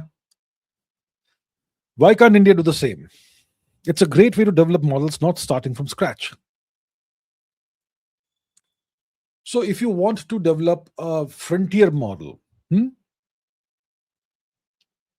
need at least, at the very minimum, 1 lakh GPUs, high quality GPUs, okay, high end GPUs, at least 100,000 of them. The more the merrier, but at least 100,000. You need world class engineers, a team of engineers. You need a tremendous amount of data, high quality data, not scraped garbage, not spam. You need high quality data, and you can acquire that if you don't know how to. No problems. So you need the GPUs, you need high quality world class engineers, you need the data, tremendous quantities of data, and you need at least 6 months, at least. And you need a tremendous amount of electricity and cooling for your GPUs. And you need a big location to store your GPUs and racks and whatnot. Okay. So it's extremely costly. It's going to cost you at least $1 billion to make a world-class frontier model, at least $1 billion. But if you distill a model, you have to pay API fees and all that. For a few $1,000s, you can get an almost world-class smaller model. Yeah. So you're right. The White House accuses China of using AI distillation to build their models. I'm sure the Chinese do it. I'm sure the Americans also do it. And some of the frontier model companies, they distill their own biggest models, most capable models into less capable ones, but still good enough ones. Right?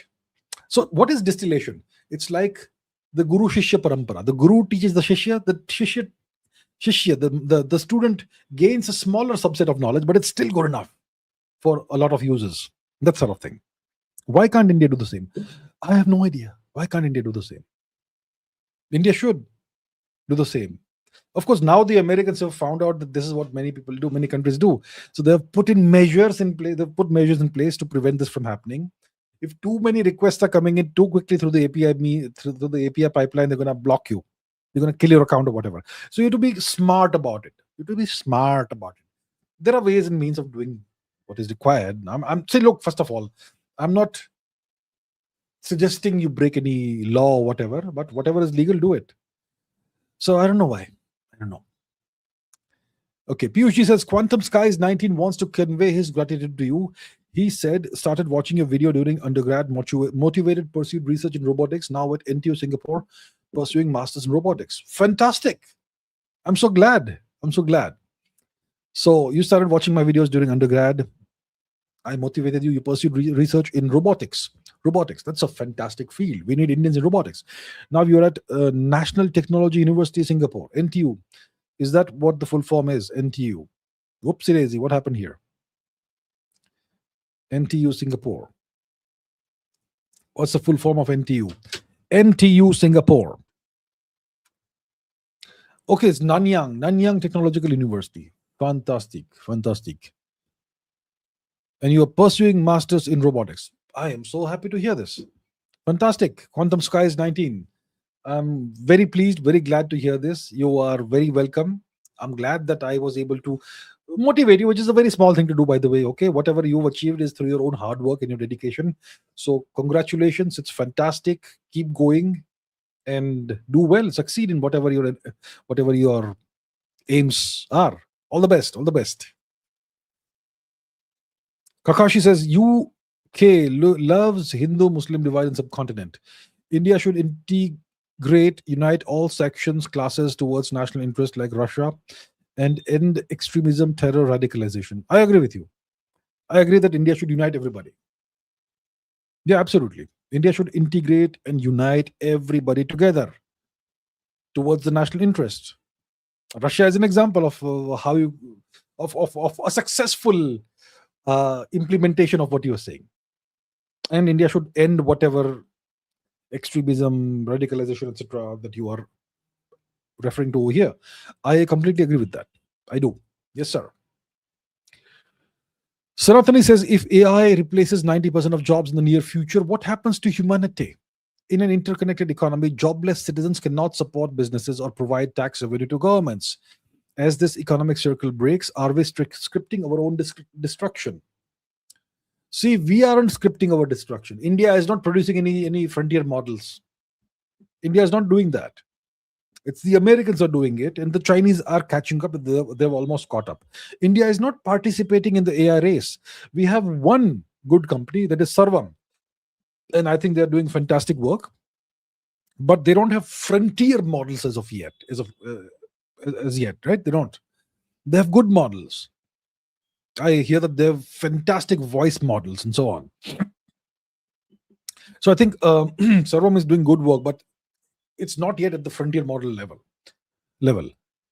So what's happening? All the frontier development is being done in the US and in China. India is not really there yet. So we are not scripting our own destruction. The US will take care of its citizens when it reaches to what you're talking about.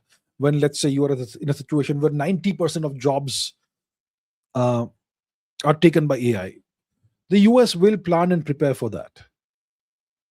Right? They'll be able to, let's say, give their citizens universal basic income or whatever it is.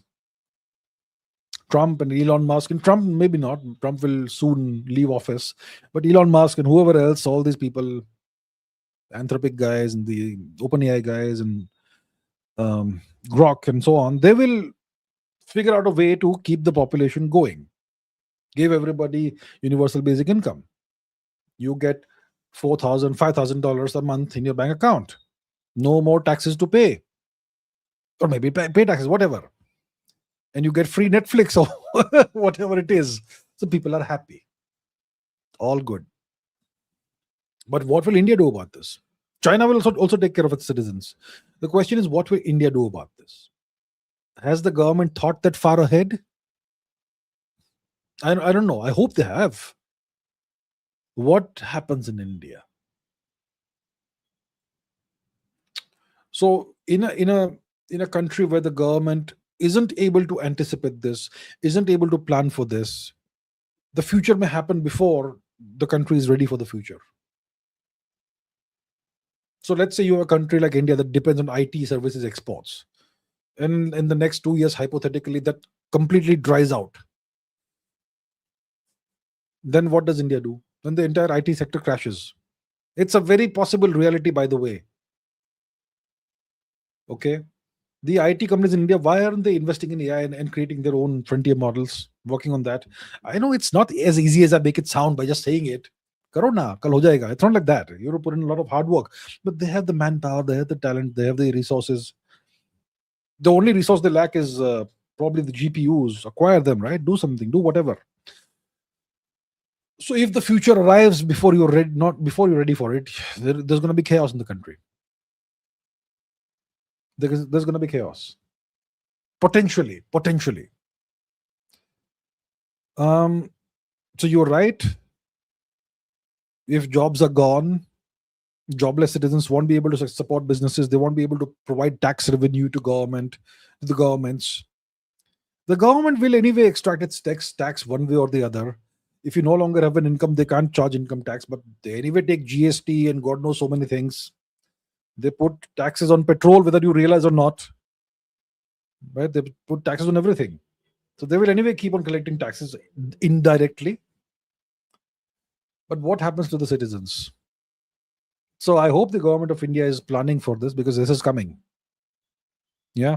And it's not India that's scripting its destruction by developing AI, but India, if it does not plan for this, will anyway script its destruction. Yeah. Somalia Paul says, one, Houthis control about 40% landmass in Yemen.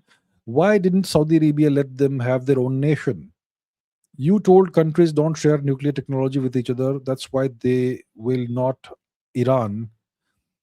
But why in Cold War Russia given to North Korea? What evidence do we have that Russia provided nuclear weapons technology to North Korea? What evidence do we have? Some Western claims. Let me see if these are Western claims.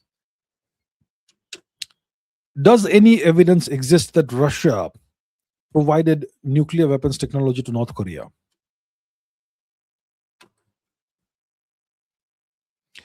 Recent intelligence reports and official assessments. Okay. Hard,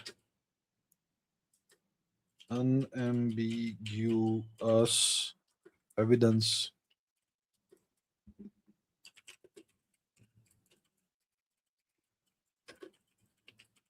not classified hearsay. No, there we have it. Look. See how quickly it completely reversed its stand? Completely reversed its answer. Look at this. See this? Here it is yes, and here it is no. See? Yes, no. Yes, no. So if you don't ask the right question, it's going to lie to you. All right. There is no evidence, no hard, unambiguous public evidence. Nothing. So how do we know that? So on what basis do you say, or on what basis do you believe for yourself that Russia gave nuclear weapons to North Korea? What makes you believe that? Look what it says. My point is exactly this. There is no such evidence. There is hearsay. Classified hearsay. Look at this. That's classified hearsay. That's how they fool the public. Oh, intelligence agencies have classified information that this happened. And you cannot believe that BS? Really? Please don't. Please don't. Right? There's no evidence any such thing happened. About Houthis and all that. Houthis control about 40% landmass. And why didn't Saudi Arabia let them have their own nation? Because Houthis are Shia. Let me fact check that. Are the Houthis predominantly Shia or Sunni? There we have it. That's your answer. That's your answer. The Saudis are Sunnis. The Houthis are Shia. The Houthis are aligned with Iran. The Iranians are also Shia. That's your answer. Okay. WBR says, check out the Buryat song Zugmara by Medigma Dorjieva. Who is this lady and what song did she sing? Okay, Zugmara, Medigma Dorjieva.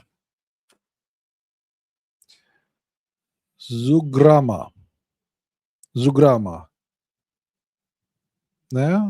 No. Okay, I shall check it out. I shall. I can't play it over here because I'll get a copyright strike. But I will check it out. Thank you for the recommendation. Indeed. Okay, Kakashi says, 1 out of 2. Glad India finally takes nationalism, national interest, religion, civilization more seriously.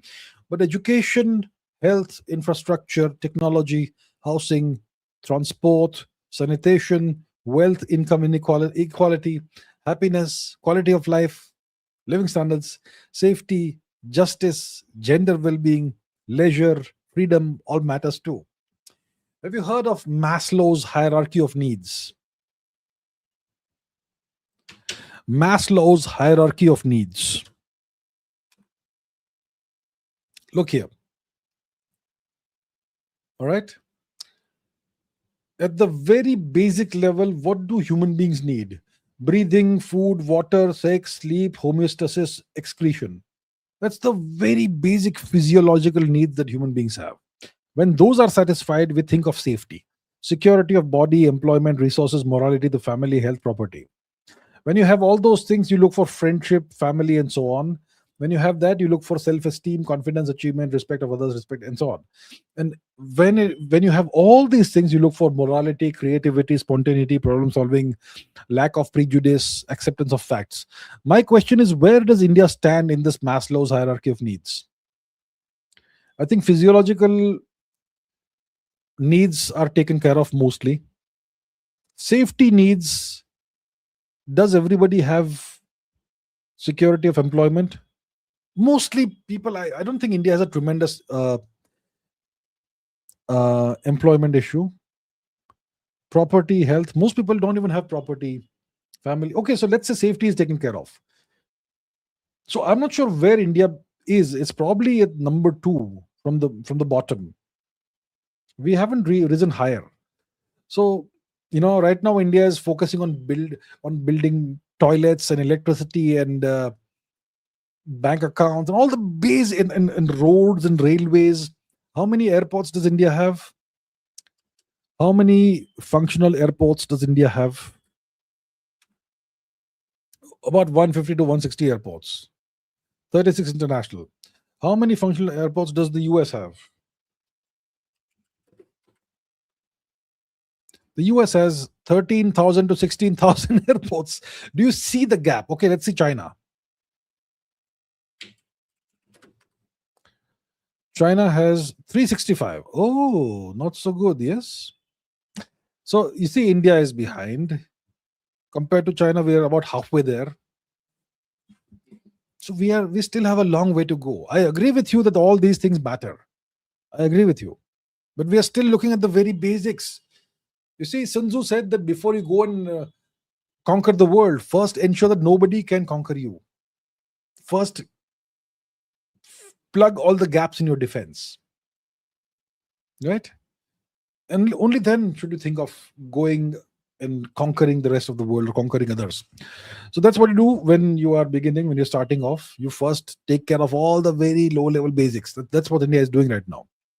But India has massive resources, tremendous amounts of money at the government's disposal. So I would say that, what, do the basics, but also take care of culture, religion, civilization. Why don't you take care of that in parallel? Education. If you get me started on education, I better not talk about education today. I've spoken about it enough in recent times. Don't get me started on education. So it's so frustrating the government doesn't take these things seriously. It's not concerned about certain things at all. I mean, you have a ministry, the ministry is funding, but what are they doing? So yeah, it's kind of frustrating. Okay. Kakashi says, most whites think India is a Western ally, vassal, subordinate, unlike China. It doesn't sit right with me. It's like they don't respect us and think we are weak. Yeah, most Westerners don't respect India.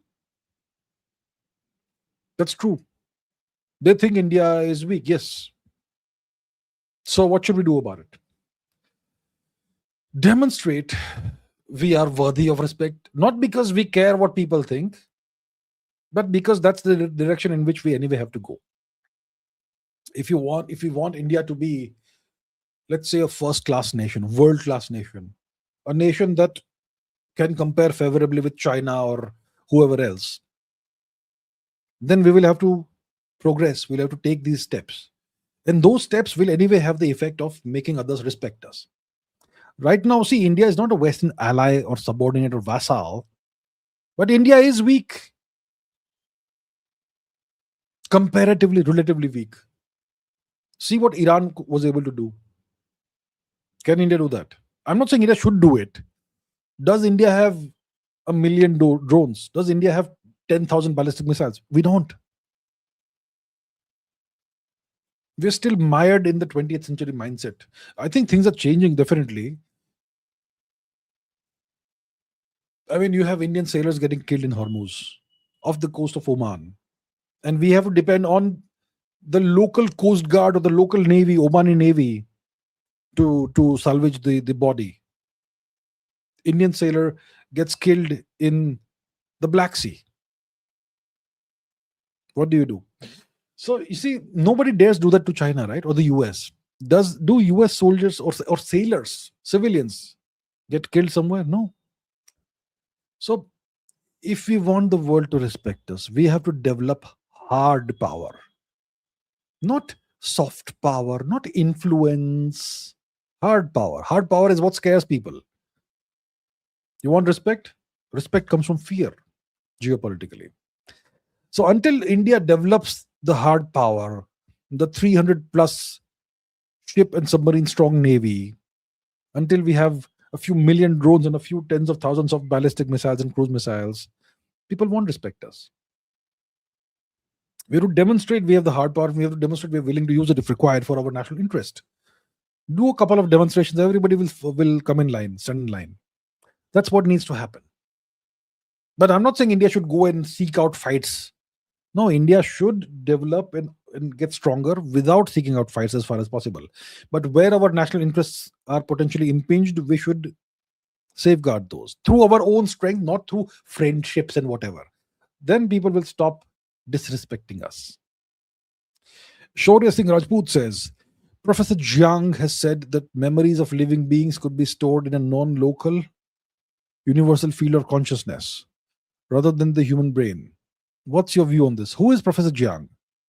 Is he the gentleman who does the predictive geopolitics or whatever it is?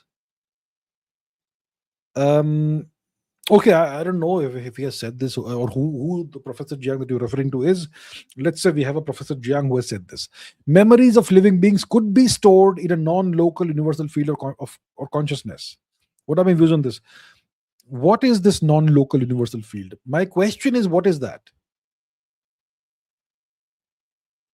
Non-local universal field. What field? A consciousness field. Has anybody ever detected a consciousness field? So, look, I'm not saying such things cannot exist, but the point is we can't prove or disprove this. We don't even have a definition of consciousness. So how will you find a consciousness field? A field in physics is something you can actually measure. The electric field is something you can measure, right? You can measure the gravitational field, the strength of gravitation, the strength of gravity in different parts of wherever you are, and so on. Can you measure a consciousness field? So you can't, right? This is a non-physical thing. If you can't measure it, you don't discuss it in science. If you can't define it, you don't discuss it in science. So my view on this is that this is neither provable nor disprovable, which means it is not science, it's philosophy. And I don't philosophy, spirituality, whatever it is. And that's something that, you know what, it's not my domain. WBR says in 1937, population of Voronezh region was 6 million plus, but in 1957 it was just 2.36 million. Was this the effect of the German invasion, Operation Barbarossa? I have not looked into the details of Voronezh. Okay, let's quickly take a look at the map. I'm not going to go and do research now, but let me take a look at the map to see if it gives me clues. Vorone, Voronezh. Zoom. Okay. Operation Barbarossa. So Barbarossa was about the invasion of Russia. And the Germans already occupied Poland, right? So they had to go westwards towards Moscow. And then they decided that, you know what, we're going to take a detour and go south because there's oil down south and we need oil in the Caucasus region. And that's why they went for the Caucasus before Moscow. And that's why they ended up losing. It eventually became a disaster for Hitler's Tritiya Rajya, Third Reich. So Voronezh is kind of in the way, it looks like, yeah. So is it the case that the population fell drastically because of Barbarossa? I don't know. It's possible. It looks likely. But there could also have been other causes. Maybe population transfer or whatever. Stalin was known for doing such things, for moving populations around forcibly. So I'm not sure, but I think it's possible. Yeah. Leader of the Free Galaxy says how to implement just-in-time learning in the 20s. Just-in-time learning. I don't know what that is. What is just-in-time learning? Learn things only when you need to learn them. You can do just-in-time learning as long as you have very strong fundamentals of whatever field you are in. If that's what just-in-time learning is. Yeah. So sometimes, let's say you're a physicist, and let's say you've been working in quantum mechanics, but now you want to work in relativity. And when you open up the textbooks of relativity just to get a crash course, you realize there's some math that I am not really familiar with. So then you go and do your just-in-time learning, 24 to 48 hours. You cram up, you practice the math. Let's say tensor calculus or whatever. You can get a reasonably good grasp of tensor calculus in, let's say, 4 or 5 days if you spend 12 hours a day working through problems. Yeah, you can.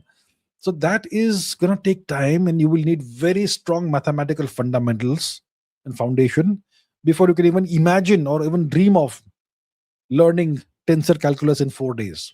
You can, provided you have a very strong foundation in mathematics, advanced mathematics, right?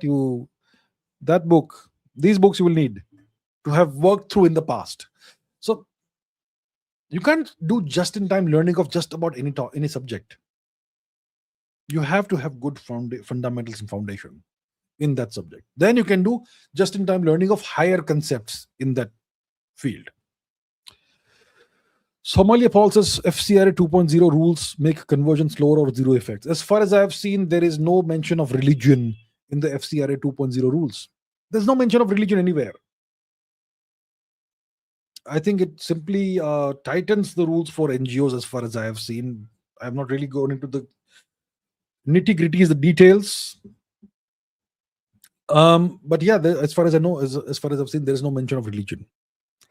Leader of the Free Galaxy says, a belief I've changed in the past 10 years. I don't think I've changed any belief in the past 10 years.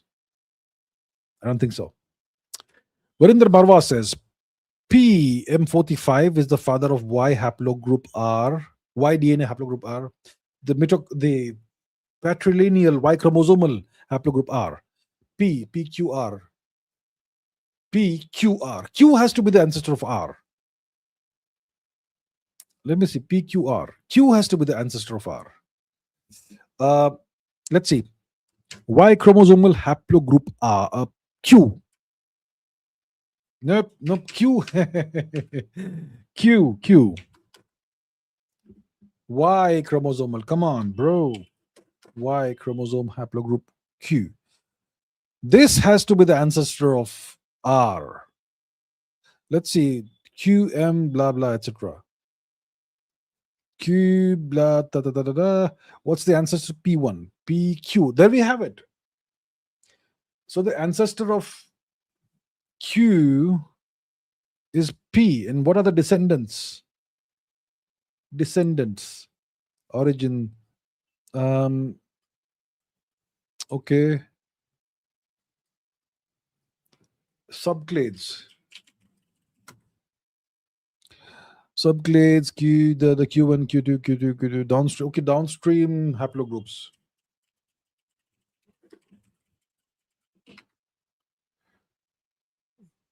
Downstream Q1, Q, lots of Q. Okay, Y chromosome haplogroup R. What's the ancestor of R? R, Y DNA. Where is it gone? Come back. Ritornami. Ancestor is P. How can this bypass Q? This Wikipedia is not necessarily correct, okay? Please remember that.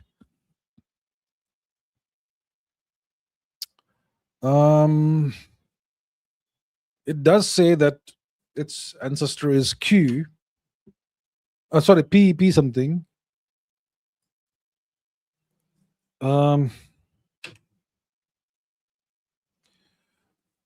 Okay, so that's what Wikipedia says. I'm not sure about this. So between P and R, there's going to be Q. But let's say, okay, yeah. So P is not the father of R. P is an ancestor of R.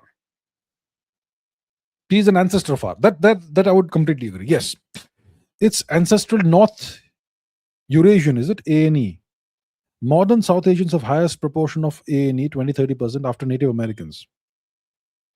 Ancient North Eurasian. Ooh la la, very interesting. Yes. North Eurasian, who are the North Eurasian peoples? The Yakutians, the Siberians, the Tungusic peoples, and so on. And they are obviously, they are strongly related, closely related to the Mongolic peoples. Yes. And the North Eurasians, they are very closely related to the Native Americans. Yes, true. Absolutely right. So PM45, let's go back. P-M45 ANE, ancestral Northern Eurasians. Fascinating. Ghost populations. Okay, so the ANE are the ancestors of the Northern Eurasian people and all. Is it surprising? It's not surprising. It's not surprising. We are all interconnected. We are all interrelated. We are all each other's relatives. Every human being who is alive today is a cousin of everybody else. Distant cousins, sure, but we are all cousins. We all share ancestors. Take a person from India, take a person who is a Native American. We're going to have shared ancestry. Going back, I don't know how many generations, hundreds perhaps, but we will have shared ancestry. So there's no surprise here. There's no surprise. Nothing at all. Not at all. No surprise. But it's fascinating, this point, this fact that you have raised over here. Fascinating. Kakashi says, 1 out of 2. I have not studied BJP RSS, but I don't think it's founded on revolutionary or anti-imperialist ideology principles. What is the guarantee of a... Okay, so I have not studied this. I don't go into domestic politics. But okay, what is the guarantee a different leader with no geopolitical history, historical civilizational understanding sells out to Western finance, capitalism, or Zionists, eroding our sovereignty and well-being?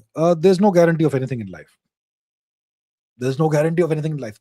I myself have not studied the history of the various Indian political parties in any detail. So I don't know what the principles and the ideology, etc. are. I have not studied them. So I can't say for sure. I can't say myself that I know what the principles, etc., foundational ideology, etc. is. I don't know. I only see the track record. I see the actions, and the actions obviously are an indicator of deeper principles and so on. Yes, I only look at the actions. And anyway, I don't study Indian politics. I don't comment on Indian politics. But the question that you're raising is that what is the guarantee that a different leader with no foundational understanding of geopolitics, history, and civilization, what's the guarantee that a new such leader will not sell out to whoever else, to foreign interests, let's say, eroding India's sovereignty? There's no guarantee. There is no guarantee. And that guarantee, I would say, is inapplicable no matter which political party you're referring to. No matter which political party comes to power, there is no guarantee of anything. So there's no guarantee, unfortunately. That's the fun part of democracy. There's no guarantee of anything. It's a lottery. It's a popularity contest. And popularity contests generally don't throw up good leaders unless you get really lucky, right? Sometimes you will have a leader who has everything that's needed for winning a popularity contest while also being a great leader. That's very rare, very rare. The US had one such leader, Ronald Reagan, who was the last great American president. So sometimes you get such a person, but typically, there is no guarantee. So I can't offer you any guarantees of anything. You never know what's gonna happen tomorrow. You may have tremendously high hopes from a leader, but that leader may turn out to be underwhelming, underperforming, potentially, hypothetically. I'm not mentioning, I'm not specifying any specific leader. I'm just saying in general, it's like that. In democracy, you never know. So what you do is you look at a person's track record. You look at their actions. You ignore their words. That's what you do. All right. The KD Kamat says, hope you're well. Thank you. Thank you very much. I am well. I hope you're too. Is manifestation in quantum realities, etc., as taught by Dispenza real or just pseudo-scientific quackery? I don't think universe cares about us. I don't know who Dispenza is. I don't know what he teaches. Manifestation is some spiritual thing which I don't understand, and I don't know anything about it. Quantum realities. Look, these days people put the term quantum in front of anything. Quantum consciousness, quantum healing, quantum this, quantum that. Quantum, if you say quantum, then everything sounds mystical and super intelligent, and you sound like a genius if you use the word quantum liberally. I don't know who is Dispenza. Let's find out. Who is Dispenza? Manifestation, quantum realities, Dispenza. Dispenza. Who's Dispenza? Dr. Joe Dispenza. Quantum manifestation. Physical reality is controlled by an invisible field of energy information. Okay, listen, look. Yeah, not for me. I will not pass judgment on this gentleman and put a tag on him, but it doesn't look like he's talking science here. Okay, maybe he's right in his own way, possibly from his perspective. But it's definitely not science. It's definitely not quantum mechanics. I don't know what manifestation. Okay, what is manifestation? If you desire something strongly enough, if you think about something every day and you try and attract it towards you, then it will happen. You know what? It's possible it may happen. If you take action, if you just sit somewhere and keep thinking, I want $20 million. If you repeat it 20 times a day or 100 times a day for 5 years, sitting and doing nothing, nothing's going to happen. But if you take action, and then maybe what you were trying to manifest may become real. My point is, this is not science. That's my main point. This is not science. Sergeant Skyland says, I guess we are going with Rafale and Safran. We shall see. We shall see. We shall see. I don't know. Has India made any final decision? Has India signed any agreement with France about the Rafale jet fighter and about the Safran engines? Intergovernmental agreement, 26 Rafale M jets, that's fine. Maritime Rafales. France submitted a multi-billion-dollar techno-commercial proposal. So we haven't signed that. Still under negotiation. France is asking for an eye and a hand. They refused to transfer the source codes to India, and they want India to pay a tremendous amount of money per fighter plane. And of course, there's going to be a jet engine involved in the deal. So I don't know. Are we going with that? I'm not sure yet. I am not sure about that. Prasannan Gachimani says, why hold back Indian tech under US pressure? UPI could go global, but we are charging UPI while homegrown messaging and social are not rocket science. UPI could go global. UPI. I think, is there US pressure for us not to make UPI a global thing? I don't know. I think India should export this technology to as many African nations and other nations as possible.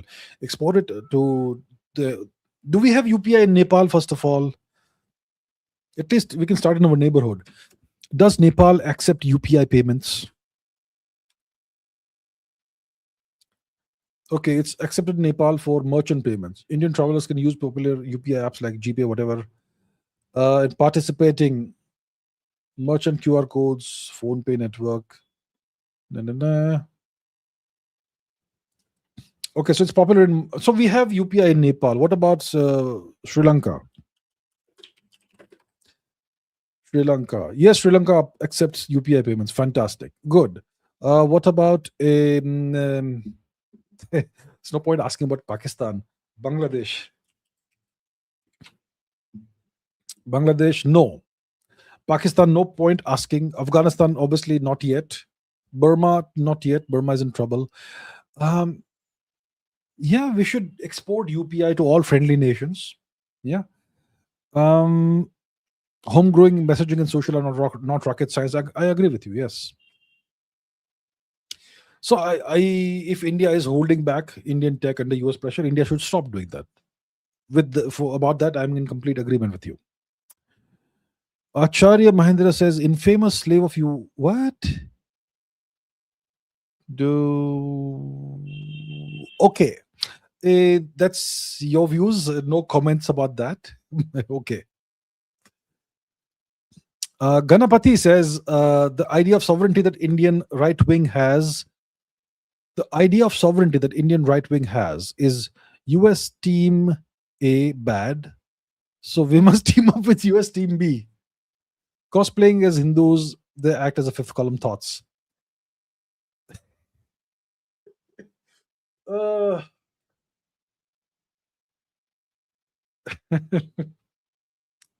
thoughts. What thoughts would you want to give about this? I would say not all Indian right wingers like that. Maybe 5% is in favor of genuine sovereignty. Maybe 5% of India's right wing. See, the problem with most Indians is that they lack the ability to think critically. They go with consensus. They go with groupthink. They can't think critically. They can't question the established consensus. Indians, once again, I'm going back to the infamous education system. The ability to ask questions is smashed out of our consciousness or of our psyche during the 20 years we are in the education system. Indians become unable to ask questions. Indians develop this inability to ask questions of themselves, of anyone else. They simply can't question the accepted narratives. So this is fine. This is good. Oh, Republicans bad, Democrats good. Democrats bad, Republicans good. A, B, whatever. Full supports are to so and so country. That's the Indian right wing. Maybe 5% of them think differently without taking any names whatsoever. That's the problem in India. How do you change the situation? You reform the education system. Of course, they won't do it. Okay, Sankar Chilikuri says Turkey, Pakistan pulled in due to shared border with Iran. Yeah, that's a common thing with them. They both have a shared border with Iran, but I think it's a bigger picture than that. The US is orchestrating this from behind the scenes. Kakashi says we can't rely on individual leaders. Systems, processes, framework, and ideology and principles should be in place to ensure the right successor or India will fall like the USSR. I agree. It has to be the system. With the right system, you don't have to worry about individuals. The system will produce the right people. The system should be such that it weeds out the incapable and less capable people and only promotes the very best 0.1% or 0.01%. That's the kind of system you want to have. Such a system will obviously be founded on merit and high standards. Do we have such a system in India that's based on merit and high standards? We don't. We have the opposite kind of system in India. A system that seeks out and identifies and destroys talent or forces talent to leave the country and go abroad. And it promotes mediocrity, it worships mediocrity. That's the system we have. So I agree with what you say here. Yes.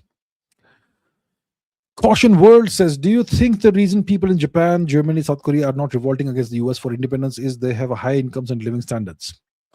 That's one thing. And the second thing is that they are indoctrinated. Their education system ensures that they hate their own country and are ashamed of their countries, especially Germany and Japan. Germany and Japan, in school, you're taught that your country is evil. You have done great sins and you must pay for them forever. You must atone for them forever. You must be ashamed of your country and its past. And you must be fully, completely pacifistic. You must accept all punishments without complaint. That's what's drilled into their heads since the time they're 3 years old. So it's a nation of sheep, essentially. In Germany, people are ashamed to wave the German flag during a football match. No, no, no, no, no, no. Don't show any nationalism, that sort of thing. In Japan, also, everyone is made pacifistic by the education system. That's the real reason. That is the real reason. Okay, Somalia Paul says, how the hell, okay, how the hell longer Kurdish rebels in Turkey disbanded themselves last year? That gives sense. Powers helping behind Balochistan is not same as Kurdistan, but Kurdish forces still exist in Syria and Iraq. Well, there's always something behind it, right? The Kurds. There was a proposal recently, this year itself. Let us use the Kurds to as the advance force for an invasion of Iran. Who was thinking of this? The United States. How many times has the US used and then discarded the Kurds in Iraq and Syria and wherever? Syria especially. How many times? Recently the Pakistani foreign minister, Mr. Khawaja Asif, you know what he said recently? The US uses us like toilet paper and then discards us. He actually said that, Khawaja Asif. I think the Kurds could say the same thing about the US, about the way the US treats them. So if they have disbanded themselves in Turkey and so on, there are reasons for that, right? There are stronger forces, bigger forces at play that cause such things to happen. Abhishek Srivastav says, till when can India withstand against the US? FCR reviews, the government should go ahead and pass the bill. That's my views about FCRA. Until when can India withstand the US? Well, as long as we have strong leadership. Yes, as long as we have strong leadership and we go forward with developing hard power and we choose our friends wisely, choose your friends wisely, we will be able to withstand them. I am optimistic that India has a 50% chance that we will withstand them in the next 5 years. And if we can withstand the next 5 years, we are good to go for the next 50, 100. Okay, Acharya Mahendra says, AIM is a proponent of AIT. AIM advocates for US military bases in India. AIM believes that British did a favor by colonizing India at a cost to the UK. Oh, look, that's fine. Let people believe what they want to believe. I don't know, first of all, whether you're talking about Abhijit Armitra, right? I don't know what opinions he holds about the Aryan invasion, migration theory. I personally don't know what he has said about this. Maybe he's a proponent of that. Fine, that's his choice. It's a free country. It's a free world. Let people believe what they want to believe. Who am I to pass judgment about this? It's a free world. People have the right to believe what they want to believe. I don't believe in the AIT. I don't believe in the Aryan migration theory. I have been the strongest proponent of this theory since 2017. Before that, I used to believe in it. And then one day I said, let me look into the primary information, the primary sources. Textbooks and scholars and experts say that there was an Aryan invasion, but let me look at the actual primary evidence. So I spent several months going through the primary evidence from research papers and actual reports, primary reports. And then I was astonished that I had been so stupid. And I changed my view based on the new information. Since then, and I wrote a very detailed article in 2017. Now, let people believe what they want to believe. It's their choice. I don't know what his views about US military bases in India are. I don't know what his views are. You said that it's this, but I haven't seen it for myself. So I can't comment about that. My views are that there should be no foreign military bases in India. Did the British do a favor by colonizing India? No. Was it at a cost to the UK? Come on. Has he said this? I don't know. I don't agree with that. So that's my view on this. But it's a free world. People can believe what they want to believe. I don't know if he has said this because I haven't heard him say any of these things. So I'm not going to pass any judgment on him. And anyway, it's his choice if he does believe in any of these things. It's his choice.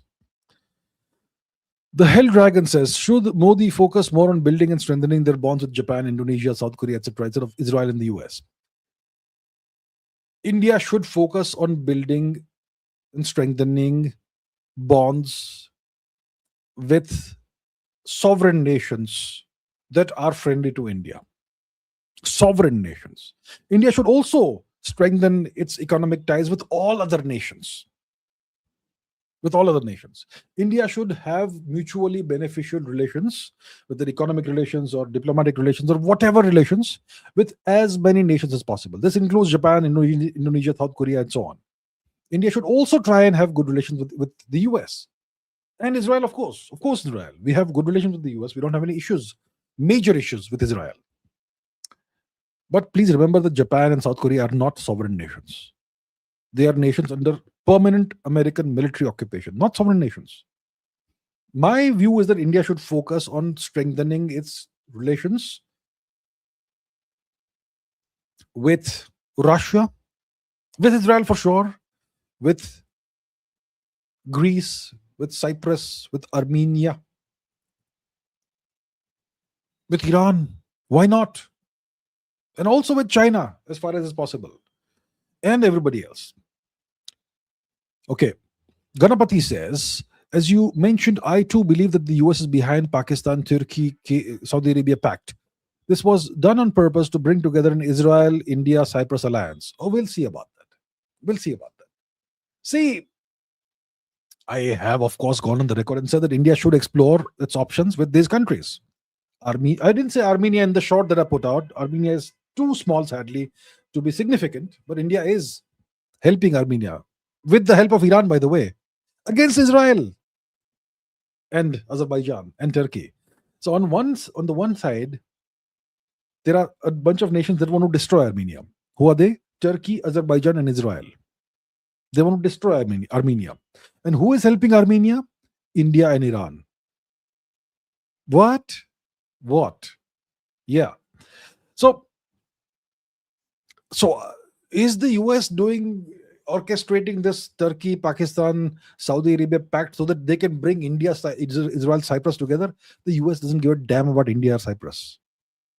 The US is not doing this to bring Israel and India and Cyprus together. They are doing it for their own benefit. Kakashi says, could be propaganda, but why do police in Chicago seem so nice? In China. Not Chicago. Why do police in China seem so nice? They go out of their way to help people. Secondly, why Sergio and Telangana inauguration avenue named after Trump? I don't know about the second part. I don't know. Okay, they inaugurated avenue named after Trump. I'm not aware of this. And I will not comment about internal politics in India. But why do police in China seem so nice? They go out of their way to help people. I don't know what police in China are like. I have no idea. If they do go out of their way to help people, I would say good for them. Kudos. Good for them. I have no idea. Maybe the Chinese Communist Party has mandated that cops should behave well and actually serve and protect the people, not shoot them like they do in certain parts of the world. Maybe, yeah. So I'm not aware of how the police behaves in China. I am not aware at all. But if they are being nice, I would say good job. Krishna says, since Turkey has Article 5 protection, why would NATO allow it to join another similar alliance, which might trigger the NATO Article 5? Yes, Turkey is part of NATO. Yes, Article 5 protection, mutual defense thing. So why would NATO allow Turkey to join another similar alliance? Makes sense that NATO should tell Turkey that you can't join a rival alliance. You can't join our enemies. NATO should say that. So why have they allowed Turkey to join another alliance? It can only mean that this other alliance is not a rival alliance. It's a complementary alliance that is friends with NATO. That's what it means. Otherwise, they won't allow Turkey to do that. Understand? Dheeraj Kamath says, does India have anything to fear from the ever-expanding Islamic NATO? Could India defeat all of them in a hypothetical conflict? So look, there is currently a mutual defense agreement between three countries: Pakistan, Saudi Arabia, and Turkey. And there is a separate development, which is a 14-member naval alliance of Islamic countries. Pakistan is probably part of it. Bangladesh is part of it. Nigeria, Comoros, and so on. So these developments will eventually converge, in my opinion.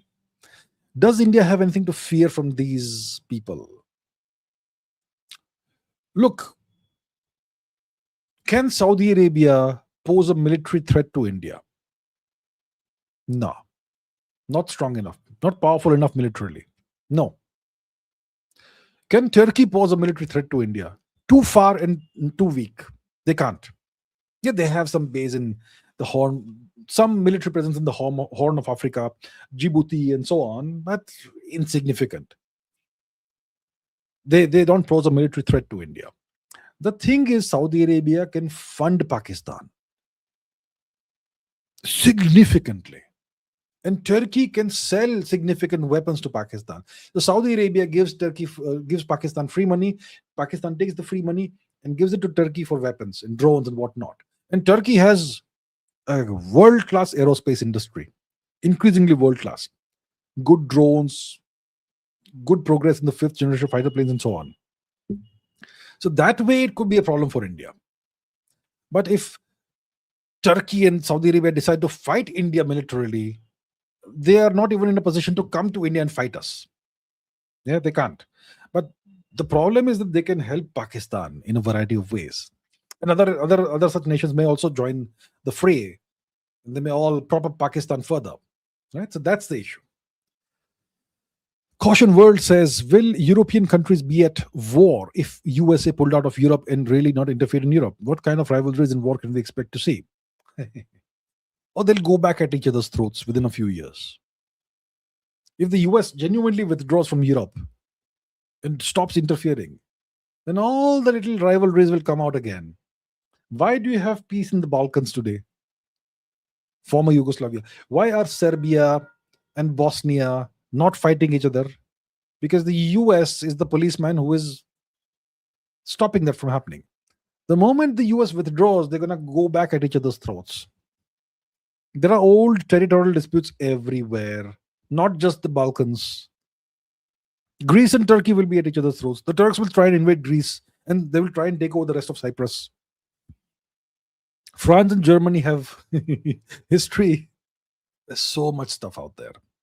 In a few years, they'll be at each other's throats again if the Americans pull out, withdraw, and stop interfering. Aniket says, thoughts on fiber optic drone to Infosys engine test. Fiber optic drone. I am not aware of this new development, if it's a new development, so I don't know. No thoughts. India's staged combustion engine test. I think that's very good. It's a great development.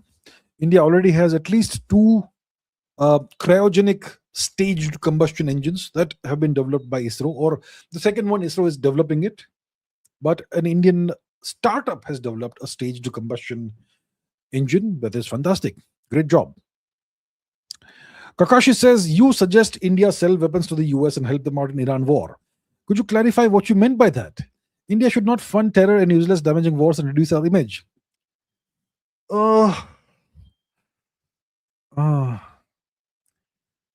Do I have to make a certain face to sound sarcastic? Why can't people understand sarcasm and humor?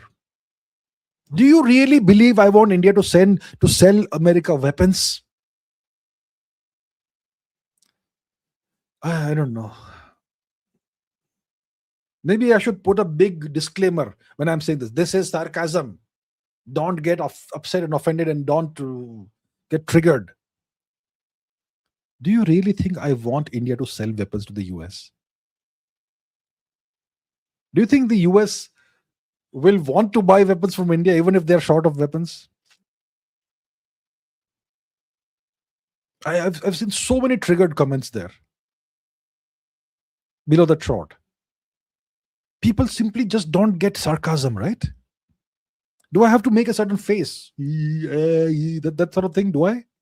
Or do I have to put a disclaimer? I am being sarcastic. Indians, hello Indians, I am being sarcastic. Will you only then understand this? What do I do, man? I have a sense of humor.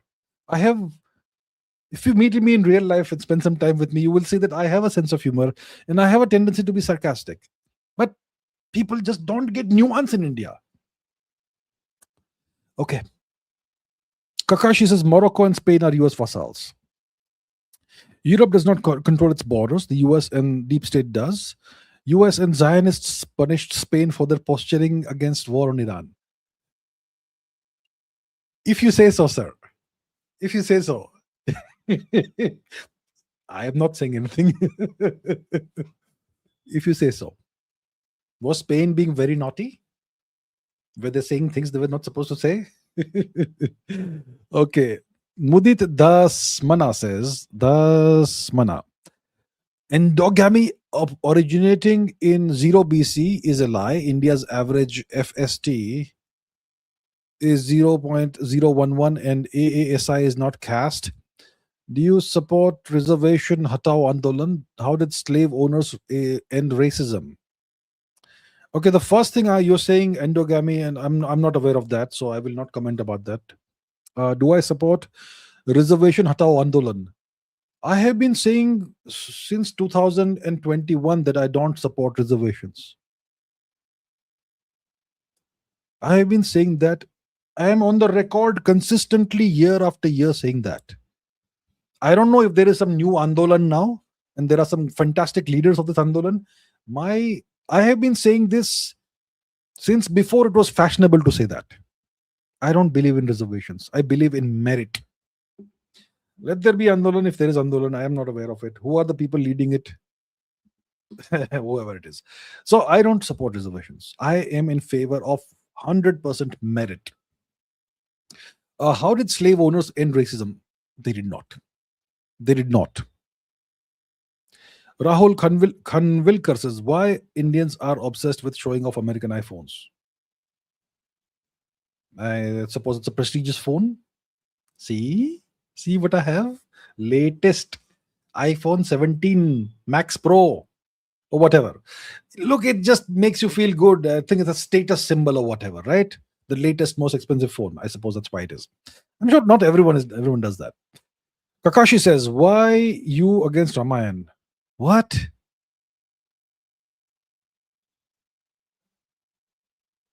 Why you against Ramayan? When did that happen? I am against Ramayan. In what way am I against Ramayan? What have I done?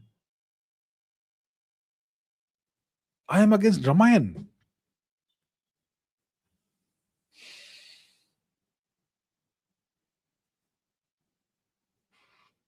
What have I done? What have I said? I am against Ramayan.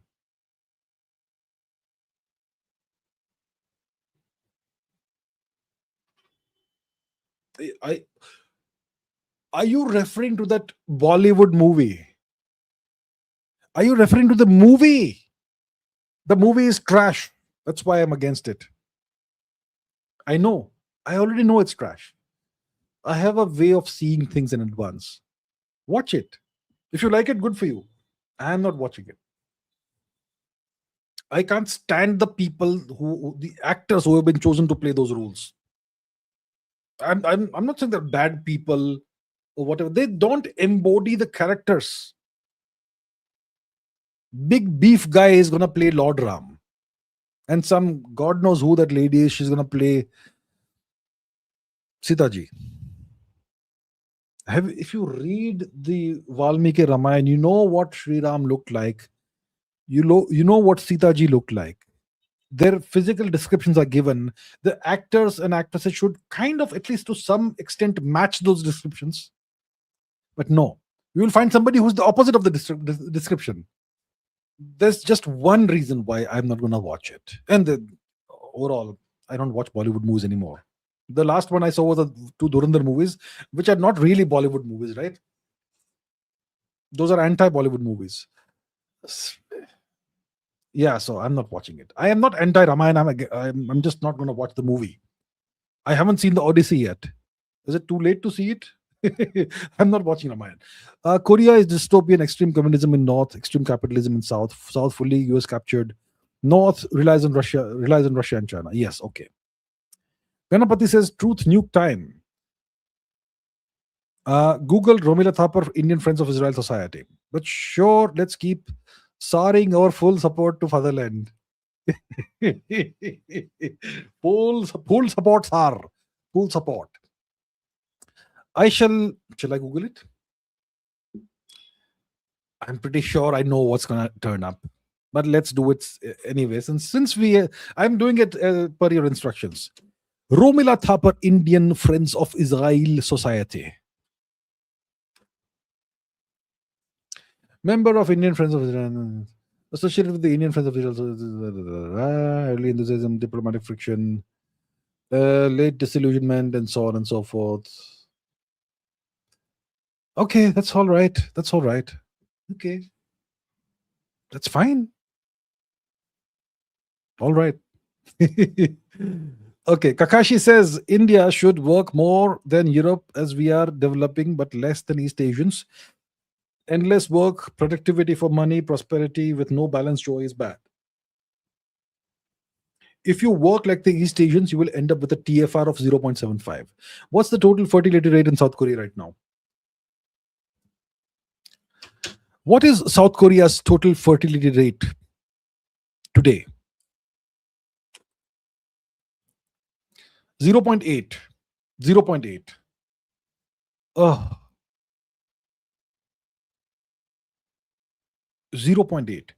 Every new generation is 1/3 roughly the size of the previous generation. Why? Constant work, overwork. If you work, if both husband and wife work, when will they produce children? And even if they do produce a child, who's going to take care of it when both are working? There's no joint families anymore. If you adopt the East Asian model, you're going to end up destroying your society. You're going to have no future because there'll be no Indians left. See Japan, what's happening there. See the TFR in Japan. See the TFR in China. I think India should adopt the Israel model. In Israel's TFR is 3, and it's a prosperous high-tech society. Okay. Srishti Siliguri says, please talk about Gautamiputra Shatakarni. Were he and Kanishka contemporaries? 1st to 3rd century CE. How great was Bharat? Enjoyed your education podcast with Awara Musafir. Thank you so much, ma'am. Gautamiputra Shatakarni was the greatest of the Satvahana kings. You know, the Satvahana, it's called a kingdom, right? It was almost an empire. It was massive. The whole of the, not the whole of the peninsular part of India, but a massive part of the Indian peninsular region was under the domain of the Satvahana kings. And the greatest of them was Gautamiputra Shatakarni. And his mother's name was Gautami Balashri, I think. Right? And she has this inscription somewhere in the peninsular part of India where she extols the greatness and achievements of her son. I'm sure he deserved it all. But his mother was a very, very influential and powerful lady. Gautamiputra Shatakarni. And he's named after his mother. Right? Gautamiputra Shatakarni. So he doesn't carry his father's name, he carries his mother's name. Of course, the lineage was patrilineal, but the mothers were given that sort of, respect and so on. So he was the greatest of the Satvahana kings. He expanded the kingdom, the empire to its greatest extent. And after him, it was Yajnashri Satkarni, was he? Who was the son of Gautamiputra Shatakarni? Who was Gautamiputra Shatakarni's son? Okay, Vashishtiputra Pulu Mavi. Yeah. So Gautamiputra's Shatakarni's wife was Vashishti, and her son was Pulumavi. Yes. And he was married to the daughter. Vashishtiputra Pulumavi was married to the daughter of the great Mahakshatrapa Rudradaman II. The Mahakshatrapa Rudradaman II was a ruler of Western India. He was of Scythian ancestry. He was a great Shaivite, and he controlled the great ports of Western India. through which we traded with Rome and Europe and Egypt and everybody. So tremendous wealth, obviously, prosperity, because you control the ports of Gujarat. And Rudradaman was a rival of Vashishtiputra Pulumavi. These two were rivals. And to try and find a diplomatic solution, Rudradaman had Pulumavi marry his daughter, Rudradaman's daughter. So they became son-in-law and father-in-law. Rudradaman is the father-in-law, and Pulumavi is the son-in-law. And yet they fought 2 wars after that. And both times Rudradaman won, and he obviously had no option but to spare the life of Pulumavi. Son-in-law, you can't kill him. That sort of thing. So the high point of the Satvahana Empire was the rule of Gautamiputra Satakarni. Was he a contemporary of Kanishka? It's hard to say. Even now, we're not 100% sure when did Kanishka live. 2nd century AD or something, it's said, right? Most likely. If Kanishka lived in the 2nd century AD, perhaps they were contemporaries to some extent. But most likely, Gautamiputra Satakarni was a contemporary of Nahapana. Nahapana, most likely. Nahapana was perhaps the greatest of the Mahakshatrapas, the Western satraps. Nahapana. And there are these movies in which his portrait is this invader or whatever. So yeah, I'm not sure if Gautamiputra Satakarni and Kanishka were contemporaries, but they never had a conflict. How great was Bharat? Bharat was beautiful at the time. You had great kingdoms. You had the great Mahakshatrapas in the west. You still had the remnants of the Kushan Empire in the north. Down south, you have the great Satvahanas. Eastwards, what was going on? Kalinga, something or the other was going on, I'm sure. So you had prosperity. You had reasonable peace overall. Even if kings would clash, it would not affect the civilians in any way whatsoever. And the Gupta Empire was yet to come. So yeah, it was fantastic. Yeah. Good time to be a Bharatiya. Yeah. Okay. Education was great. The education system was fantastic at the time, unlike today. Anyway, I'm glad you enjoyed the podcast that I did. Thank you. Thank you. Shivansh says, do you believe Sindhu Saraswati script is actually Sanskrit? If so, why? I believe it is Sanskrit. Why do I believe this? I have believed this since before Bharat Rao deciphered it. At least he claims to decipher it. I am most likely sure that he is correct. Why do I believe it was actually Sanskrit? Because you can see a correspondence between the Saraswati Sindhu script characters, the glyphs, and the later Brahmi glyphs. You can see a transition happening from this to that. And Brahmi evolved in northern and western India, right? Eventually, it made its way all the way down south, and even Tamil was written in Brahmi. So you can clearly see that the Saraswati Sindhu symbols and glyphs have over time transitioned into the Brahmi characters. And I mean, the other thing is that it's northern and western India. What are the languages spoken in the region today? These are Sanskrit derived languages, the upper provincial languages that are spoken from Maharashtra in the south all the way to Gandhar in the north. All are Sanskrit derived languages. Even Pashto has a lot of Iranic influence. Even Persian was Sanskrit derived.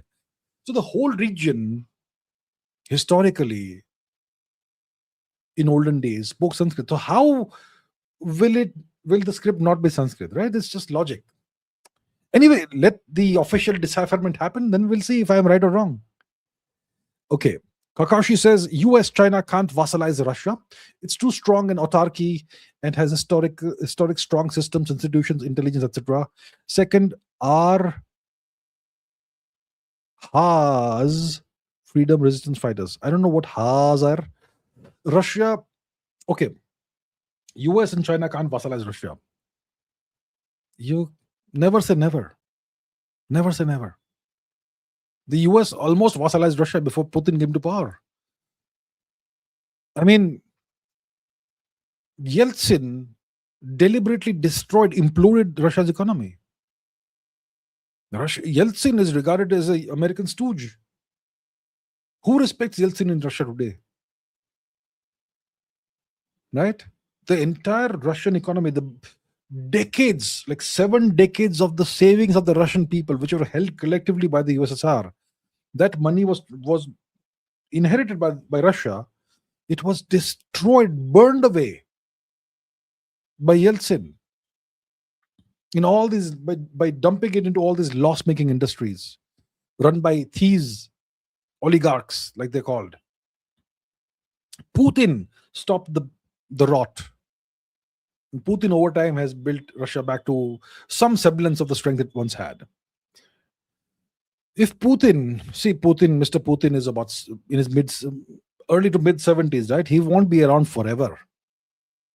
So when he gives up power, or whenever the power is transferred to somebody else, that is going to be the crucial time in Russia's history.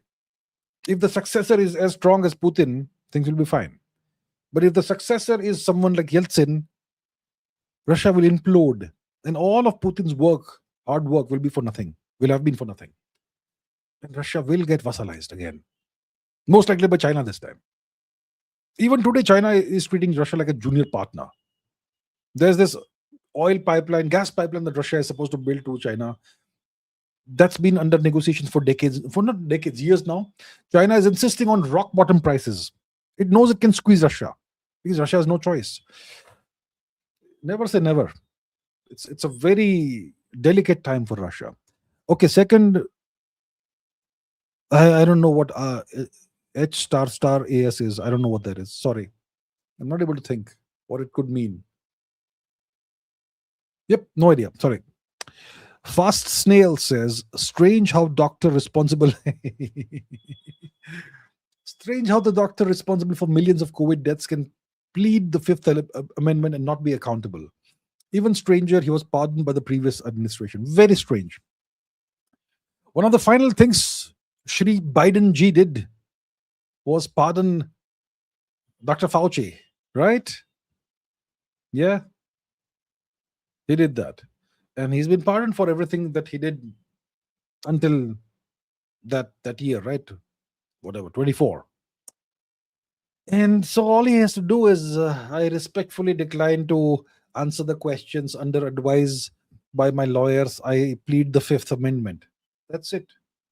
He's no longer accountable. Gets away with it, I suppose. That's how it goes in the US.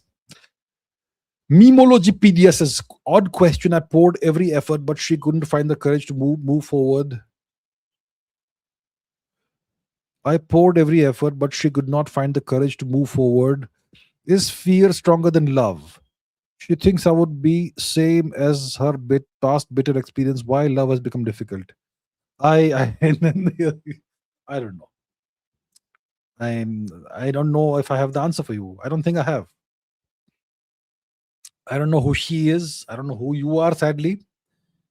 And I don't know what your relationship is like and what your circumstances are like. So I have no idea.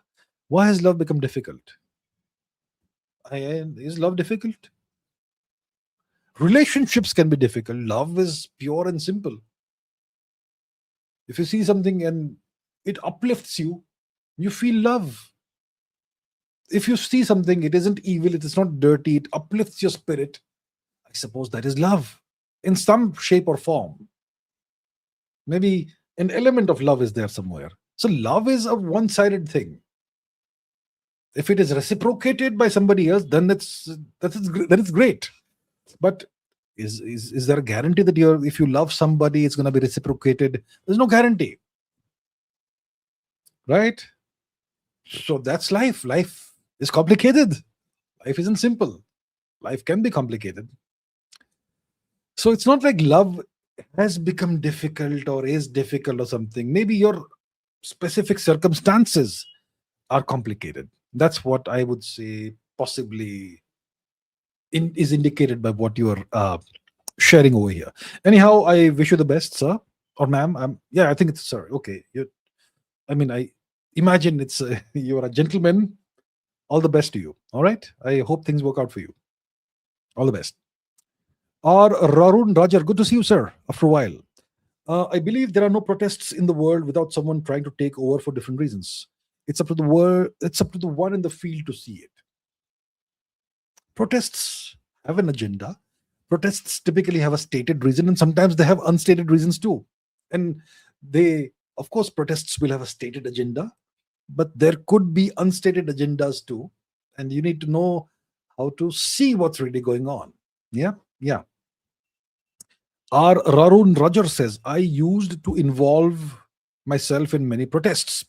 In college, had student leader who did not let anyone else try to take over, especially politicians. Protests should have clear goals and should stop when achieved. Okay, so you used to participate in protests.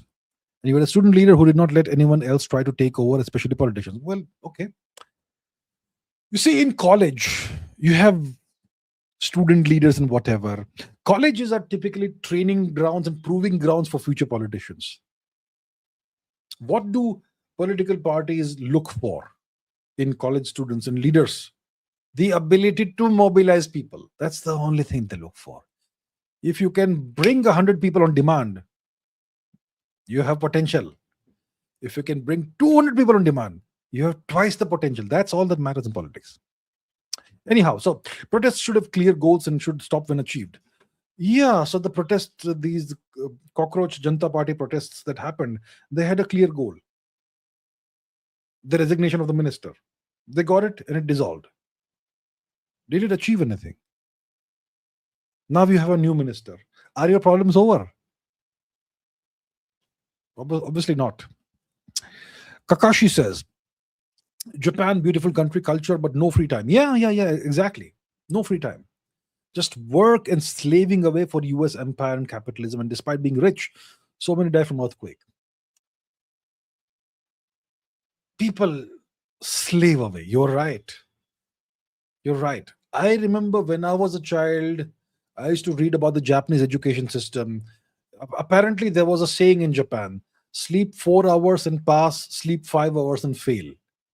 In school, if you are in school, you have to study like you're mad.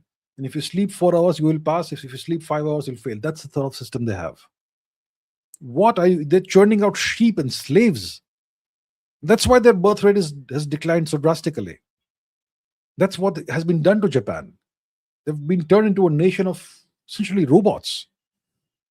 Beautiful country, beautiful culture, but that's what has been done to Japan. It's tragic. Tragic. Gagan Bhatt says, why the US doesn't carry out regime change operations in Cuba? They are squeezing Cuba very badly right now. They've cut off, they've put in an oil embargo. Hospitals are going without electricity. If a hospital goes without electricity overnight, everyone who is in the ICU passes away. That's the sort of thing that's being done to Cuba. I think they want Cuba to implode on its own. They want the people to suffer so much pain that they will blame the government and bring the government down. So the US can say, you know what, hey, freedom. Now we will walk in and bring democracy, that sort of thing.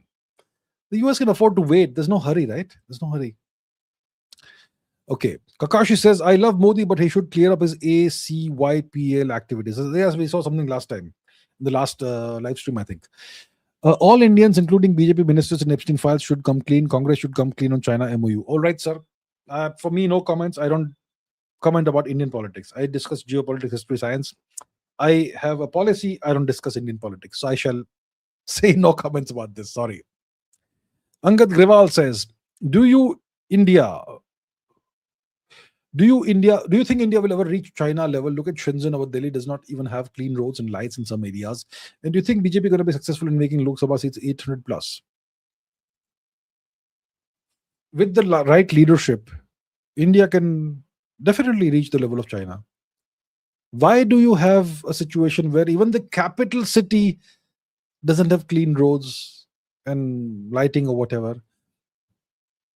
Why is it like that? Even the capital city is like this in India. Standards, right? And allegedly, I'm saying, at least in some parts of India, allegedly corruption. Allegedly. These are the reasons. If you have a strong enough leadership, all this will be taken care of step by step. Yeah, that's why. Uh, I don't know about BJP successful in making Lok Sabha 800 plus seats. I have no idea. No idea. Can't say. AK Edits says if US shared land border with Nazis in World War II, maybe the war would have been more interesting, maybe quicker. Okay, Sharma108X says thoughts on Camilla Townsend's fifth son that's on history of the Aztecs from the start to the aftermath of the conquest. She relies on native sources. I haven't read it. I haven't read that. I've heard it's really interesting, but I haven't read it so far. So won't be able to tell you. I think it was on my to read list, but my to read list is enormous. I'm not sure if or when I will have time to read that. But the history of Mesoamerica is fascinating. It's very poorly examined. Much of the examinations that have been done from very biased and very Eurocentric perspectives and very anti-polytheistic, anti-native perspectives. So if Camilla Townsend's fifth son is, if it relies on native sources, that's fantastic. So yeah, maybe I should revisit my reading list, what I need to read. Anyway, thank you for the reminder, and I have not read it so far, so I can't really say anything about it. Dheeraj Kamath says, why is Israel, if it is as powerful and sovereign as you claim, not able to stop the worldwide pro-Palestine propaganda? Right now, Israel is extremely unpopular world over, and wrongly. Who's funding it? I don't know who's funding it. Look, why is Israel, if it's as power? See, you may be sovereign and unpopular. Sovereignty has nothing to do with popularity. Sovereignty has nothing to do with popularity. Powerful. You can be powerful and unpopular. Of course, you can. You can. So, if you are powerful, it doesn't mean you will necessarily be popular. If you are sovereign, it doesn't mean at all that you will be popular. To be able to stop worldwide propaganda, you need to have worldwide power projection and soft power projection, not just hard power projection. Because propaganda is an example of soft power, not hard power, not coercive power, subtle power, insidious power. That's propaganda, right? So, if you want to stop propaganda, you need to have massive soft power. If you want to stop propaganda, you need to own the means of production of propaganda. You need to own the means of production of content, whether it is news content, whether it's print content, whether it's social media content, whether it's video content, whether it's podcast content. You need to own the means of production of these things. If you own the means of production, you will control those. Very Marxist approach here, right? If you know what I mean. So Israel doesn't own the means of production of content. Israel hasn't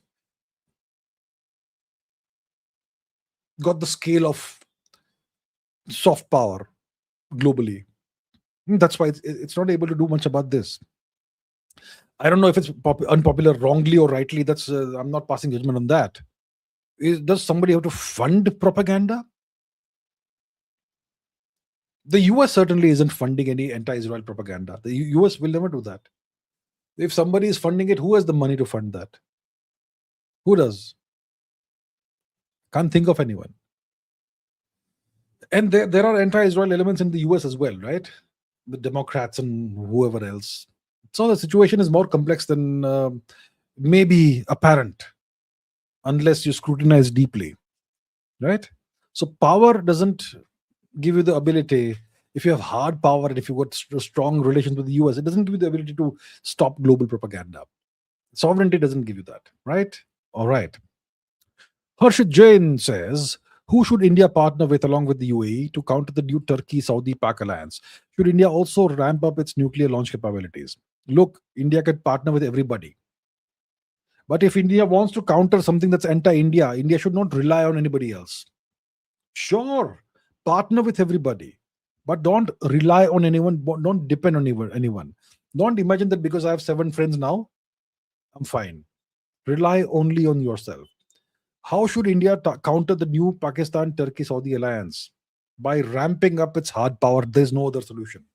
And making more friends and strengthening friendships, sure. But primarily, India must ramp up its hard power. This is something the government of India needs to finally realize. Making friendships is not going to make India powerful. You can't outsource your foreign policy to friendships. Your foreign policy is going to be a factor of your actual hard power. That's what India has to invest in. Okay, Poe says, what is love? Does the definition of love change from person to person? How movies and old writings influence the concept of love? For example, say Shakespeare. I don't know whether the definition of love changes from person to person. Maybe it does. Maybe it does. I don't know. I don't know. What is love? See, love doesn't have to be a person to person thing, necessarily. You can love a landscape. You can love a piece of art. You can love a garden. You can love a pet animal. You can love a culture.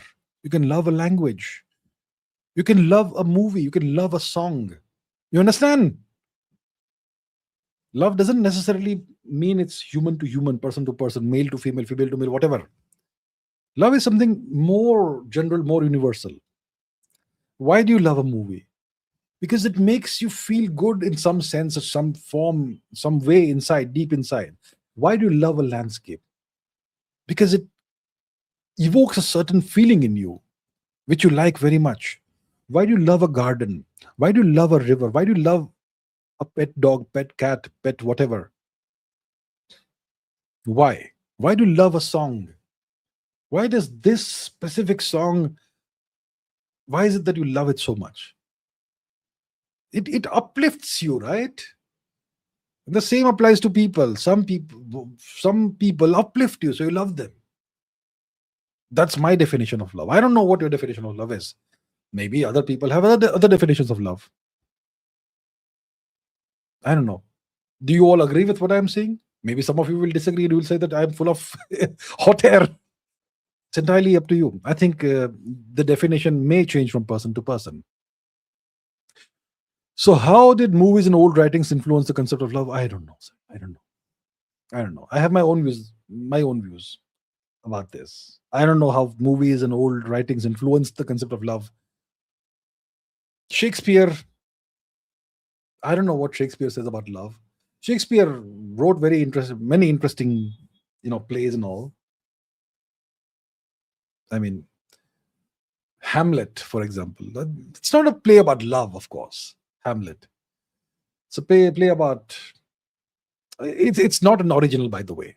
It's taken from a Viking saga, Prince Amlet, right? The Viking Prince Amlet. Anyway, there's Macbeth. There's not a lot of love in there either.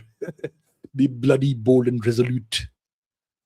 So I don't know how movies and old writings influence the concept of love, but that's my views on love. All right. Sujal Pekare says, what is correct, right or left or nationalism? It's entirely up to you what's correct. For some people, the right is right. For some people, you favor the left. You find the left more appealing. It's your choice. Who am I to tell you what is right, what is wrong? What I feel is right for me may be something you may feel is wrong for you. You know what? I would say try and understand what your nation's interest is. And that is right. Instead of saying a certain political party is right, political parties sometimes change direction. I would say support and love and work towards the betterment of your nation, your civilization. That is the most right thing. Instead of saying right or left is wrong. That's my view. Okay, Somalia Paul says, how did North Korea get their nukes if they did not acquire it from Russia? Is it China, or did they solely develop their own nukes from scratch like India did? It's definitely not going to be Russia. So maybe either they got it from China or maybe they developed it on their own. It's possible North Korea developed nukes on their own. It's possible. Look, if you have decent engineers and if you have the fissile material, I promise you it's not that hard. Okay? You need someone who understands the theory. Nuclear physics. Very boring subject actually. Nuclear physics is very boring. I know. It's a very boring subject. But if you understand the theory of how nuclear physics works, how fission works, and so on, cross sections and that stuff, and the properties of the various fissile elements and so on, if you have that understanding, if you have a couple of, not a couple of, like a core group of experts on nuclear physics, and if you have world class engineers, and if you have the fissile material, it's not that hard to develop nukes. It's not magic. It's just engineering. Okay. So I would say if North Korea I'm sure North Korea has the nuclear physicists and the engineers. The only question is where did they acquire the fissile material from? And as long as they got the fissile material, it would not be that hard to develop nukes. Yeah. So you don't have to explain it by saying that they acquired it from here or there. Maybe they did it on their own. Or maybe somebody helped them, whoever it was. Anir Bande says, are we in the ascending Dwapar Yuga as per Yukteswar? I have no idea. Sorry. I don't know about this. Somalia Paul says, is Parshwa clan the Persian same? Is Parshwa clan or Persian same? Then you told they are max 3,000 years old, but how did they be mentioned in Rig Veda, considering Rig Veda was at least 6,000 years old? The Parswa. So Rig Veda does not mention any Parswa clan. It says Parshva. Parshva, not Parswa. So Rig Veda does not mention any Parswa people. And the Rig Veda, yeah. So yes, my view is that the Parshva clan is the clan that is the progenitor of the present day Persian people. Yes. Correct. I said they are max 3,000 years old. I said they are maximum 3,000. No. Did I say that? I have said they have been around in Persia for at least 3,000 years. Because the recorded history of the Parshva people, of the Achaemenid dynasty, it's around 3,000 years old. It doesn't mean that they have been in Persia only 3,000 years. I don't think I've said that. Right? If you look at the history of Persia, before the Achaemenids, before the Hachemonish dynasty, what was that other dynasty that also spoke the same language? Which dynasty came before the Achaemenids? I forget the name. What was the name? What was the king's name? Uvakshatra.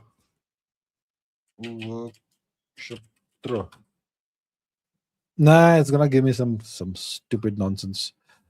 Okay, the Medes, right? Medes dynasty. The Medes, yes.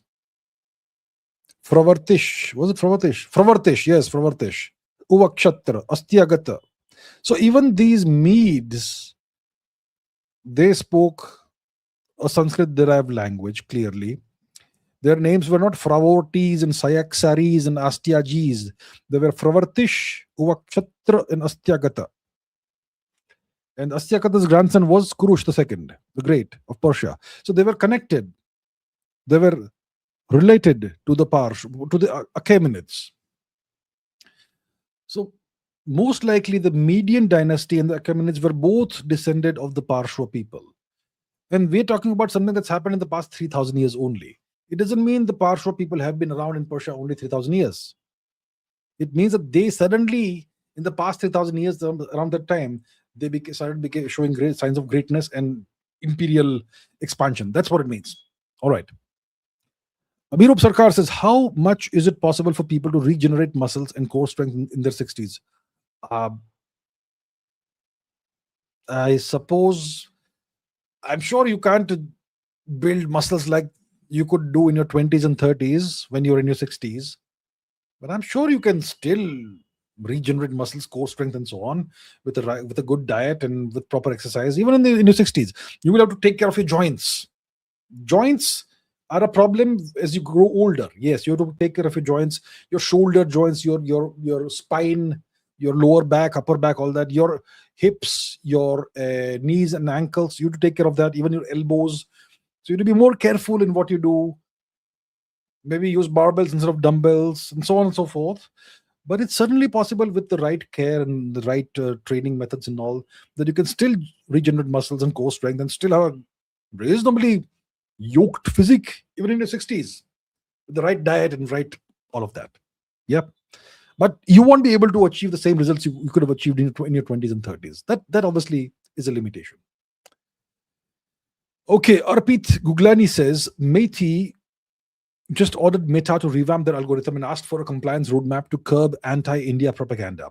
How justified are we in doing so? Will this work? Is there a risk of diminishing freedom of speech? So the government of India has asked a foreign platform to revamp their algorithm, and we want a compliance roadmap to curb anti-India propaganda. Privately, in the Meta office, wherever it is, they'll be laughing. Yeah. It's a foreign platform. They'll do whatever the hell they want. Yeah. They recently censored the Indian Prime Minister's post, right? And the government of India thinks that we will tell them what they can do and what they can't do. India needs its own social media platforms.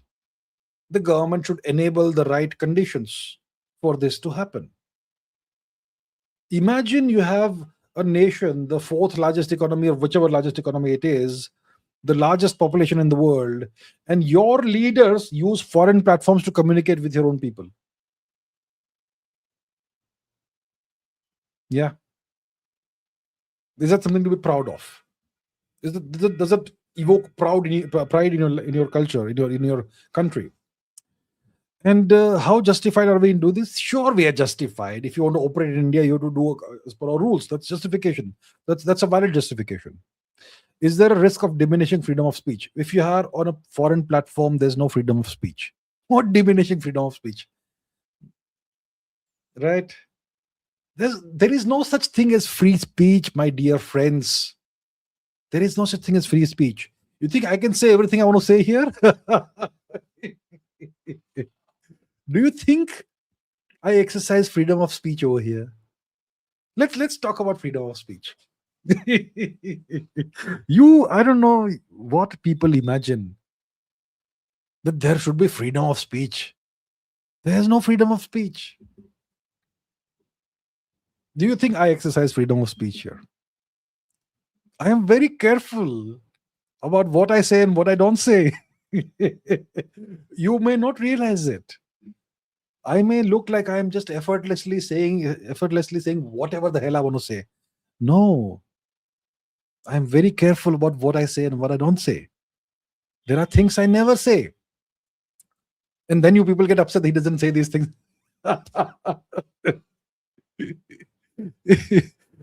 You have any idea how diplomatic I have to be? So many things I can't say. You think I don't know things?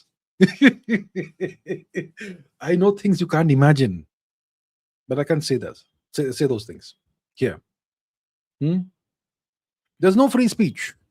And you know what? I could say it. I could say those things. I could say certain things here. I mean, I could say it. And you can say that you'll say it's freedom of speech. But do you understand one thing? Even if there is freedom of speech, there's no freedom from consequences. Go say what you want to say. Say it openly in public, and then say that yes, I'm so glad I exercise freedom of speech. But then the receipts come. Consequences happen for saying certain things. Do you understand that? There can be freedom of speech technically, but there's no freedom from the consequences of what you say. And that's why people censor themselves. There is no freedom of speech no matter where you go in the world. All right, end of story. Martyr Fabio says, you say Ceuta can't be part of Spain because it's in Africa. In that logic, Russia morally can't have 75% of its land in Asia. Doesn't make any sense.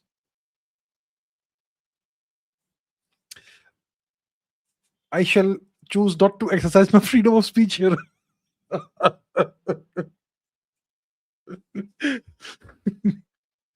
Uh,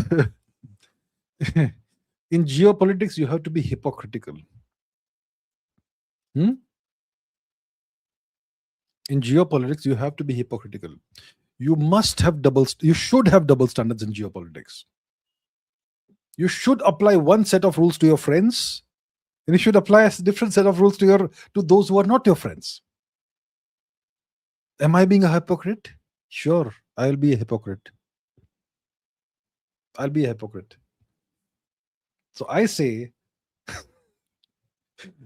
Ceuta should not be part of Spain. Should not. And actually, morally, I'll tell you what. Morally, has Russia conducted genocide in Eurasia? Has Russia conducted genocide in Eurasia? No. What about Spain? The parts of the world it colonized. What has it done? Can you really morally equate Spain and Russia? If you think you can equate, then you clearly have not read history or studied history.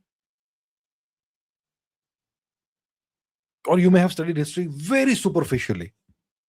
Please study the history of Spanish colonization of the Americas and Africas. Okay, forget about Ceuta. See what they did in Gran Canaria, in the Canary Islands. Where are the natives of the Canary Islands today? Where are they? Where are the natives of Hispaniola? Do you even know what Spain's actions have been historically? And can you really compare them with Russia? No? Yes? Please, find out.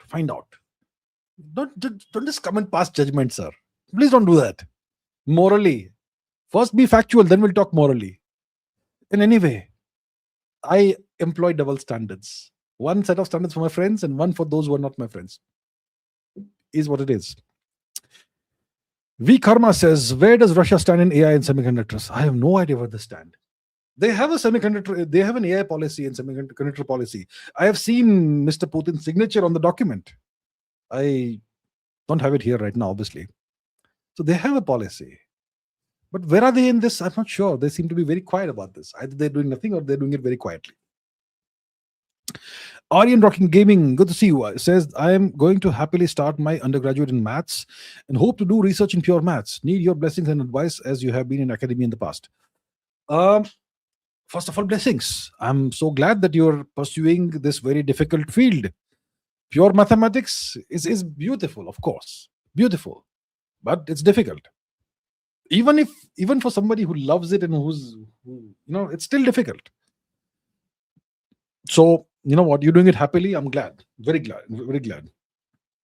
So, first of all the best. Do well. Enjoy the journey. And may it be fruitful and successful for you. Advice. Academia, right? Academia, you know what? Naively, you will think academia is about learning and acquiring knowledge and all. But you have to be a little practical in academia. There's a lot of politics involved. Especially if you're in India, there is politics involved. You have to navigate the political minefield in your department and so on. And you have to be punctual and obedient and so on. So do all that stuff, But enjoy the journey. All the best. I'm very glad for you. Minimalist Maverick says, treaty between Turkey, Saudi Arabia, Pakistan. Let's say Pakistan, Turkey, Saudi Arabia together strike India. I already addressed the question, right? At least a couple of times. 71, Saudi Arabia and Turkey very hard, even main cities along with Pakistan. How will the important countries react? So if they strike India together and we 1971...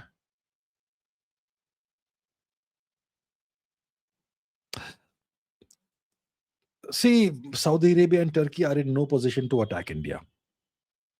They simply don't have the capability to attack India. They can fund Pakistan and supply Pakistan with weapons. Saudi Arabia can fund Pakistan. They have spare cash. They can fund Pakistan, and Pakistan can reroute that money into Turkey and get weapons. That's what they can do. And then Pakistan will be used as the attack dog. Turkey can't attack India. Saudi Arabia can't attack India. They don't have the military wherewithal to do that. How will the top important countries react? They will not care if India is attacked. Okay. Avinash says, I am from GM. GM.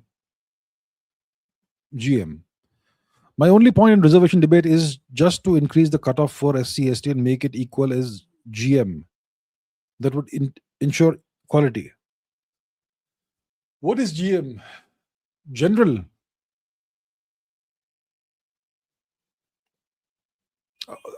If it means that you're from the general category. My only point in reservation debate is just to increase the cutoff for SC/ST and make it equal as GM. That would ensure quality. I am completely against reservations. My point is that if you want to have reservations, you should have them for a limited period of time, not forever.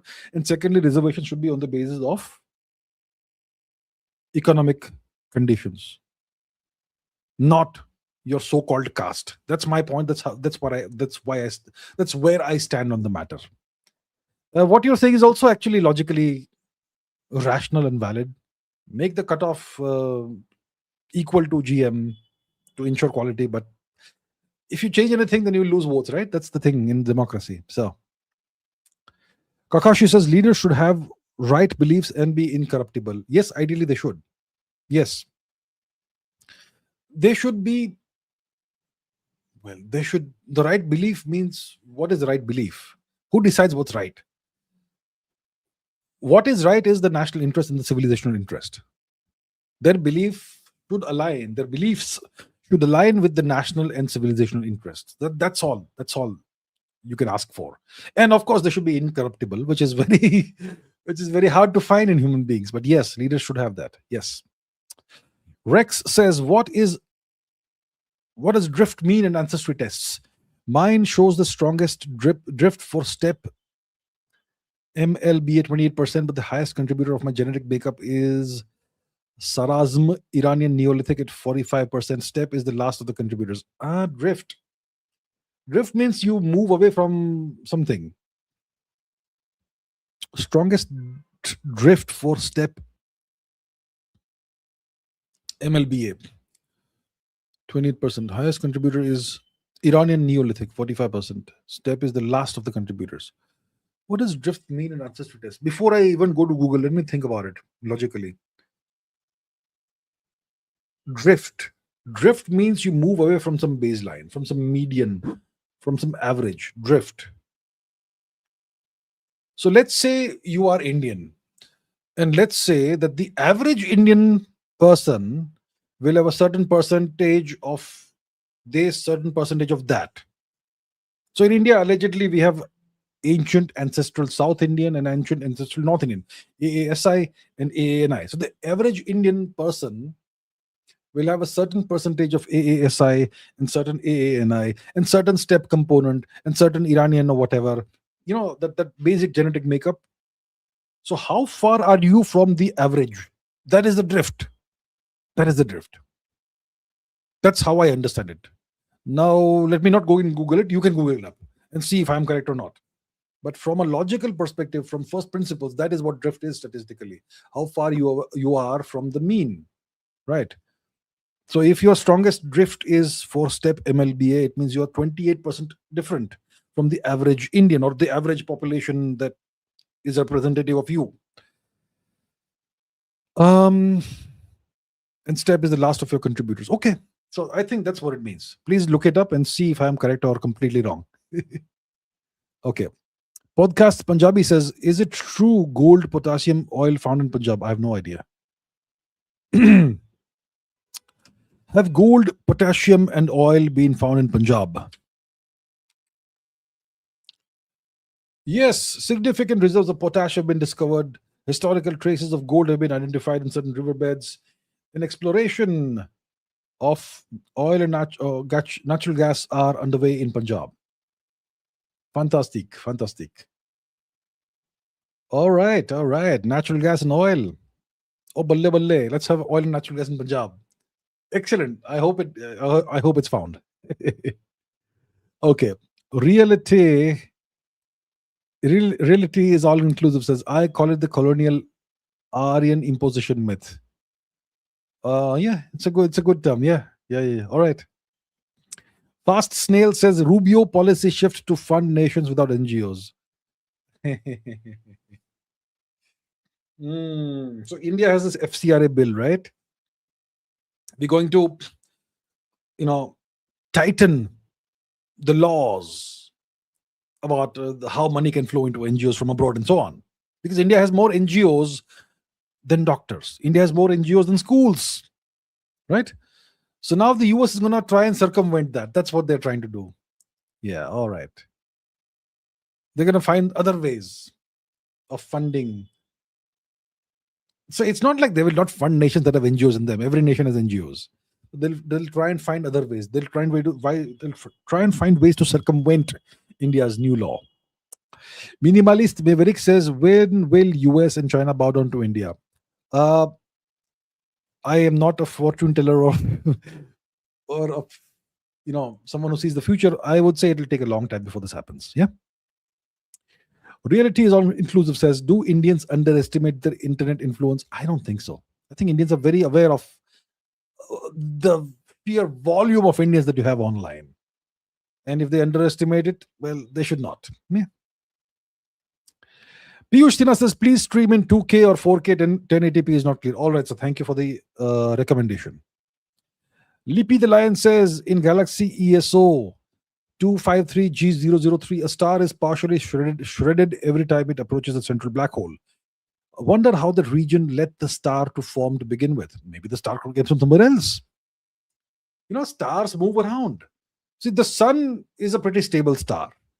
We are in this particular neighborhood of our galaxy, one of the arms of the galaxy, and the sun has done about 25 rounds around the galaxy. From time to time, you have flybys of nearby stars. About 80,000 years ago or something, the star passed almost very close to the center, to the solar system. Yeah, very close to the solar system. So stars sometimes move around. Sometimes there are gravitational interactions that eject stars from their positions, and they may end up somewhere very far away eventually. So maybe this star that is partially shredded every time it approaches the central black hole, maybe it did not initially start off in the central part of the galaxy. Maybe it was born somewhere far away. And maybe some gravitational interactions with other stars flung it into the direction of the center of the galaxy, where you have the central black hole, supermassive black hole. And sadly, it ended up there, and every time it closed, it does its nearest approach, it gets shredded a little bit, and the central black hole has a nice meal. Yeah, so I don't think it formed there. I don't think it formed in the central region. It must have formed in some nice stellar nursery somewhere far away, and then the sad fate of existence was such that it got flung into the direction. Yeah. Piyush Sinha says, if we join the European program for fighter jets, will the US punish Europe too? What's the guarantee the EU will not bully India like the US did? There's no guarantee whatsoever. If India joins this European program, the US will be very happy that it's found some other way of applying leverage over India through Europe. Why will the US punish Europe? The US will say, good job, good job, good job. You got a nice bakra. Yeah. So then India will then become beholden to the Europeans, and the Europeans will be able to apply leverage on India. And who benefits? The US. Yes. Reddy always ready says, what's up with Sukhoi 57? Should build hyper missiles instead. What's up with the Sukhoi 57? The Russians have offered the Sukhoi 57 to India. It's not very well battle tested. The Russians have inducted maybe 30, 40 of these maximum, maybe 30 of the jets in their air force. And they have been very careful not to expose it to too much combat or whatever. And the Russians are offering full local production in India, not screwdriver assembly, but actual local production. The Russians are offering full source code transfer and other transfer of technology and so on. Maybe even jet engines. I don't know. We'll see. So the Russians are, and the Sukhoi 57 per unit is much cheaper than the Rafale, despite the Sukhoi 57 being a fifth generation fighter plane. Rafale is 4.5 generation. People say the Sukhoi 57 is not the best plane in the world. Who gives a damn about it not being the best plane in the world? If India can get the opportunity to build a fifth generation fighter plane at home indigenously with full technology transfer, then even if it's not the great plane, take it and slowly improve it. So that's the deal with the Sukhoi 57. We don't know what the situation is. There is no final call taken by India thus far, whether it's the Rafale or the Sukhoi or whatever. Should India build hypersonic missiles instead? Sure, we should. We should, absolutely. Piyush Sinha says Japan has sent its F-2 fighter jets to India. Are those American planes, first of all? Why is the US allowing that? They are focused right now on Iran and ignoring all things their vassals are doing in absence. See, the US doesn't have a single pair of eyes that only looks at Iran. The US has departments that look at every country. Is the F-2 fighter jet American derived? Let's see. Japanese F-2 fighter jet. Yeah, it's derived from the F-16, as you can see. Yeah, it's based on the F-16. So yeah, you could say it's based on an American design. Clearly, it's very much a derivative of the F-16 Flying Falcon, the 1970s fighter plane of the US, which is still very much it's still very active. Japan has not sold these planes to India. They've come to India on a visit. That's okay. Recently, there was some American plane that was in India for a F-35 in India, right? A year ago, it was in, I think, somewhere in southern India. It was parked for a couple of months. So that's okay. It's okay to send fighter planes to India on a visit. They're not ignoring what their vassals are doing, the Americans. They know exactly what's happening. Okay, Vijay Vagela says Gora Sar from Meta personally came to India to apologize for the silly mistake after making money. Don't you think Gora Sar are so nice? Oh, very nice. Sar, full support, Gora Sar. Salam. Yeah. Yeah, very nice indeed. Arakan says terafab Tesla. Why can't India make such stuff? Yeah, India should make such stuff. I would agree. We should be ambitious. We should make such stuff. I agree with you. There's no reason India can't make such stuff. India should. Okay, Varinder Marwa says, does ABCC11 really affect body odor irritations? I have no idea what that is. What is ABCC11? Is it a specific genetic mutation? Is it a gene? Capital ABCC11.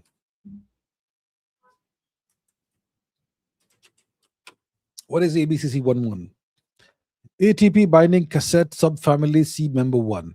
A human gene on chromosome 16 that encodes the multi-drug resistance associated protein, MRP1, ATP dependent efflux pump residing in cell membranes. It exports toxins, glutathione conjugates, signaling molecules, contributes significantly to cancer drug resistance. I don't know what its association with body odor has. East Asians. Okay, ABCC1. Oh, you said 1-1. I'm so sorry. ABCC1-1-1. ABCC11. Okay, what is that? A non-functioning variant of this gene reduces underarm secretions that bacteria break down. Most people of East Asian descent naturally lack typical body odor and rarely need deodorant. And so on and so forth. All right. Okay. Looks like it does affect body odor. All right. Interesting. Okay. Piyush G says, you said Indians blatantly support either this party or that in geopolitics. They complete support Israel or completely against USA.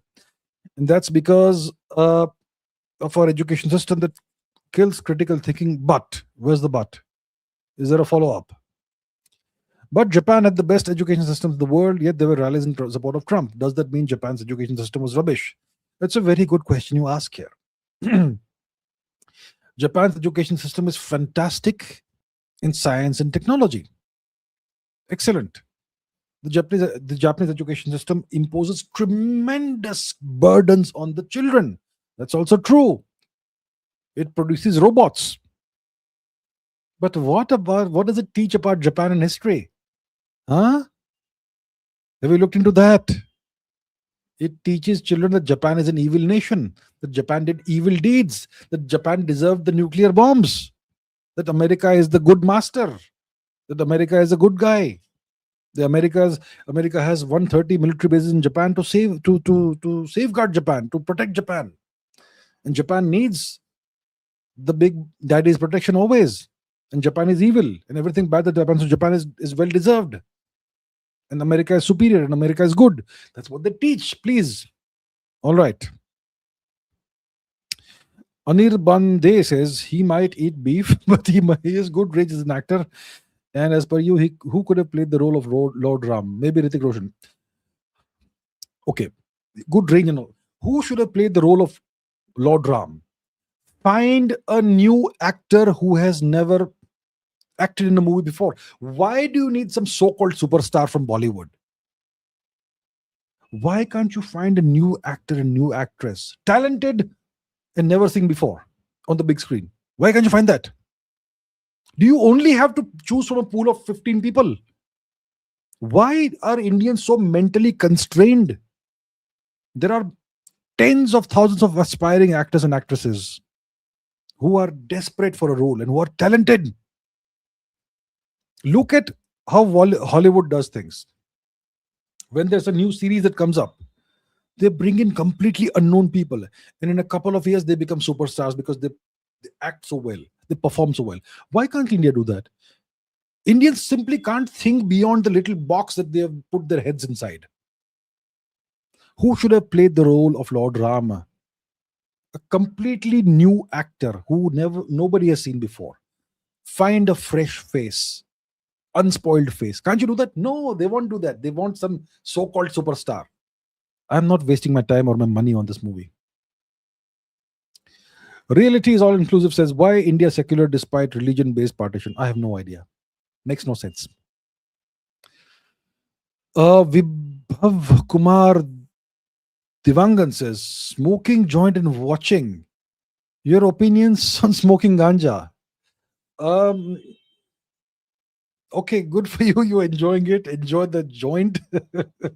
My opinions on smoking ganja, not for me. Not for me. From what I hear, it slows people down. It makes you very mellow and makes you accept whatever's happening. You're very calm and very happy with the state of the world and so on, that sort of thing. You really enjoy music. Apparently, music sounds better, and food tastes better. Apparently, I don't know. So from what I hear, people who smoke ganja, marijuana regularly, they typically aren't very productive. That's what I hear. I may be completely wrong. I'm not an expert in this thing at all. My opinion on smoking ganja overall is smoking is not good. Don't smoke. And yeah, at the end of the day, it's your choice. It's not for me, for sure. Piyush says, I mean, there are people in every country that despite being educated well, they take extreme positions. Either this is wrong, that correct. That's what I'm trying to say. All right, sir. All right. Got your point. MPS says Iran and Israel were very good friends until 1979. Their current enmity is understood as based on religion, but this religion-based demography were there since the beginning. So why are they even friends before 1979? See, the enmity has nothing to do with religion. The enmity has to do with ideology. Before 79, you had Mohammad Raza Pahlavi, who was a secular ruler, who was very strongly aligned with the US. He was a vassal, a puppet of the US. And as such, he was on great terms with Israel. It has nothing to do with religion. After 79, you have an anti-US government that came to power. and also anti-Israel. And their view is that Israel does not have the right to exist. So obviously that's not going to sit very well with Israel. What do you expect? Yeah. So it's nothing to do with religion, actually. Religion is the superficial facade behind what's really out there. And FYI, FYI, yeah. Would you like to hear something interesting? FYI, 1980, I think it was 1980 when the Iran-Iraq war started, right? Which year did it start? I think it's 80 to 88. When did the Iran-Iraq war begin and when did it end? I think it's 80 to 88. Yeah, September 1980 and August 1988. So, Iran-Iraq war. Israel supplied weapons to Iran during the Iran-Iraq war. Don't believe me? Don't believe me? Look it up. Okay?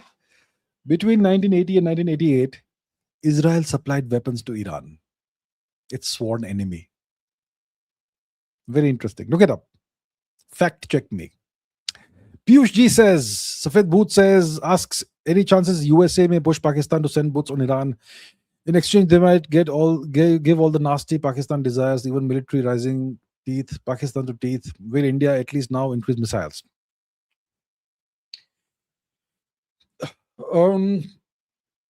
Yeah, if Pakistan attacks, sends boots on ground in Iran, it could complicate things for Pakistan. For Iran. Could the US ask Pakistan to do that? It's a possibility, yes. But that will weaken Pakistan's position vis-a-vis India. Because if Pakistan is at war with Iran, it has to focus on the western frontier, which will naturally weaken its position on the eastern frontier. And Pakistan may not want to do that. But if the US orders them, they will do whatever the US says. Yeah, the generals will do what the Americans say. What are the chances the US may push Pakistan to send boots on the ground in Iran? I think 20-30%. Yeah. Will India at least now increase missiles? I hope so. Maybe we are doing it quietly. We don't have to announce to the world. It's possible we are doing it quietly. Varinder Marwa says, Putin said, if a fight is inevitable, you strike first. Well, Putin doesn't just say it, he does it, right? Right? Crimea. Well, you know what? Yeah, Crimea, he invaded, right? He invaded. But he invaded in response to the coup that the US conducted in Ukraine, the Euromaidan coup. So it was in response to US actions that he invaded Crimea. And once again, the 2022 war, the special military operation, that was also in response to the relentless eastward expansion of NATO.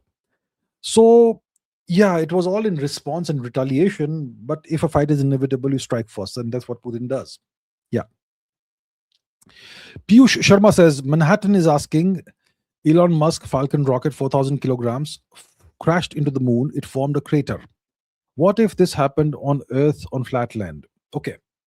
So it was not a rocket, it was a booster. It was one of the stages of a rocket. One of the stages of a Falcon rocket. It crashed onto the moon. It formed a crater, yes, a crater that's I don't know, 20 to 70 meters wide or something in diameter, whatever it was. So it formed a crater. What if this happened on Earth on flat land? You see, understand the difference between the moon and the Earth. If you go to the moon, there's no real atmosphere there. There's a very, very tenuous micro atmosphere that doesn't really matter for all intents and purposes. Okay. So there's no real atmosphere that the moon has. So when something falls on the moon, there is no air, there's no atmosphere that causes friction and causes that thing to burn up. So it just hits the ground on the moon. When something falls to the Earth, it has to pass through at least 100 kilometers of atmosphere. And while falling, the thing heats up and it burns up mostly. So if there's a rocket stage falling to Earth, it's going to start burning. The faster it falls, the faster it, the hotter it gets and it burns. So a rocket stage, if it's falling from outer space onto the Earth, it will most likely disintegrate into smaller pieces. And it's likely that those smaller pieces may impact the earth, the ground, if it is on flat land. In that case, there will be some damage. Yeah. But the whole 4,000 kilogram thing will not come in one piece. It will most likely burn and fragment and fall in multiple pieces. So if it is multiple pieces, then the impact, the damage of the impact is less than one gigantic piece falling. That's how it typically goes. And these things have happened in the past. Rocket stages have fallen back to Earth. Deorbiting satellites have fallen back to Earth. That's happened. Yep. Okay. Rarun Rajar says, have you heard about Sigai Quran from Egypt? Nope. What is that? Let me quickly take a look. Sigai Quran.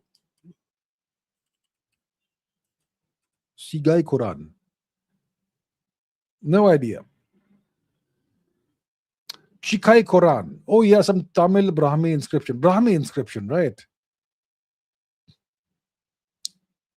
Okay, somewhere in Egypt. Yeah. Some graffiti in some Egyptian tomb from about 2,000 years ago. That I was here or something. Hey, good fun. Why not do it? I suppose it was acceptable practice to go and leave some inscription behind 2,000 years ago. Okay, Poe says, why you never read about the Rothschilds? I haven't read about them. I mean, they have been the major players in global politics since the 18th century. I guess triangle is see, you can't read about everything in the world. See, yes, I am sadly uninformed about this matter. I haven't read about them. Sorry. Piyush ji says, Safed Booth asked, till this day, I'm really shocked how Modi ji saved Abhinandan Vartaman.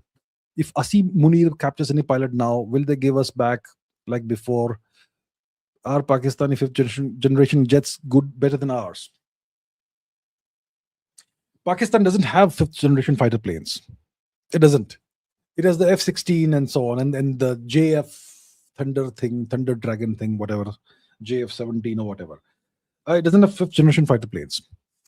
Modi ji was able to save Abhinandan Vartaman because he gave Pakistan a choice. Give him back by tomorrow, end of day, or give him back by whatever time. Otherwise, we're going to send like 3,000 BrahMoses or something. Guarantee. So that's why they had to give him back. If Asim Munir captures any pilot now, will they give it back to us? Well, it depends on how we negotiate. Yes. And we should not send any pilots over Pakistan. Use missiles and drones. Why do you want to send pilots over enemy territory? Use missiles and drones, which do the exact same job. That's why, you know what? That's what India should focus on. Missiles and drones. Why do you need to send pilots on enemy territory or over enemy territory? Why? And want to continue further in my previous question, I want to ask if quantity outnumbers quality. So if massive numbers of Pakistan J-10 fighters crash in our territory, then it would anyway be our loss. Okay, does quantity outnumber quality? It depends. So let's say you have the best fighter plane in the world. Let's say it's the F-22. Let's say I have 50 F-22s and you have 1,000 MiG-21s. You're going to win. You're going to win. Quantity will trump quality in that case. But if I have 50 F-22s and you have 200 MiG-21s, I may be able to defeat you. 4:1, I may be able to succeed. Okay? But 20:1, I'm doomed. That's how it goes. Kuwar Singh Pratihar says, Jai Ma Bhavani Hukum, Jai Ma Bhavani. How to heal from brain rot? How to change your habits? Brain rot comes from scrolling and all that, right? Go for a walk. Go outdoors. Spend 2-3 hours, whatever time, outside every day. Brain rot comes when you're indoors and you're scrolling, right? Do outdoor activities. Go out under the sun. Spend multiple hours a day doing that. Eventually, it will heal you. Go and take a walk in the forest or in a park. Go and play football, go and play cricket, go and wrestle, go and box. That'll take care of brain rot quickly. Do these things, okay? All the best. All the best. Okay, Piyush ji says, Safed Booth asks, hypothetical if Xi Jinping and Modi ji swapped leadership roles, what do you think would happen in both countries? My reply, in that case, China will sell E20 petrol and India will sell chips gadgets. I think that's I think that's what will happen. I can't think of a better answer than yours. China will sell E20 petrol. Yes, India will sell chips and gadgets. And India will say we will invade some neighboring island country, which isn't. That's what India will do. That's what I can't think of a better answer than that. Yeah, if the roles are swapped. Okay, Prathar Dana says, Namaste, no question. How are you and family doing? Thank you so much. So kind of you. All good, sir. Me doing well, family doing well. I hope you and your family are also doing great. Thank you so much. Thank you so much. R. Rarun Roger says, follow up. I think recent protest actual goal is just planting ideas in the youth for change. Not a student protest, it was artificial and successful. I agree with you. The goal was not for some change in the education system or whatever. It was just to start planting the seeds of so-called revolution and regime change in the minds of youngsters. It was obviously not a student protest. Like, look, once again, some geniuses are going to attack me for saying this. The cause was real. The rot in the education system is real. The pain of the students is real. And the protest was hijacked by outside forces. Okay? So it was artificial, it was grassrooted, it was astroturfed. It was successful, yes. Godliness says, after Red Fort desecration, CAA, riots, farm laws, now CJP, and the latest, it's the FCRA. Vice President Vance just called Modi. We all know what this call was about. Every time we just compromise. Well, I hope we don't compromise on core issues of national interest. I hope we don't compromise on the red lines.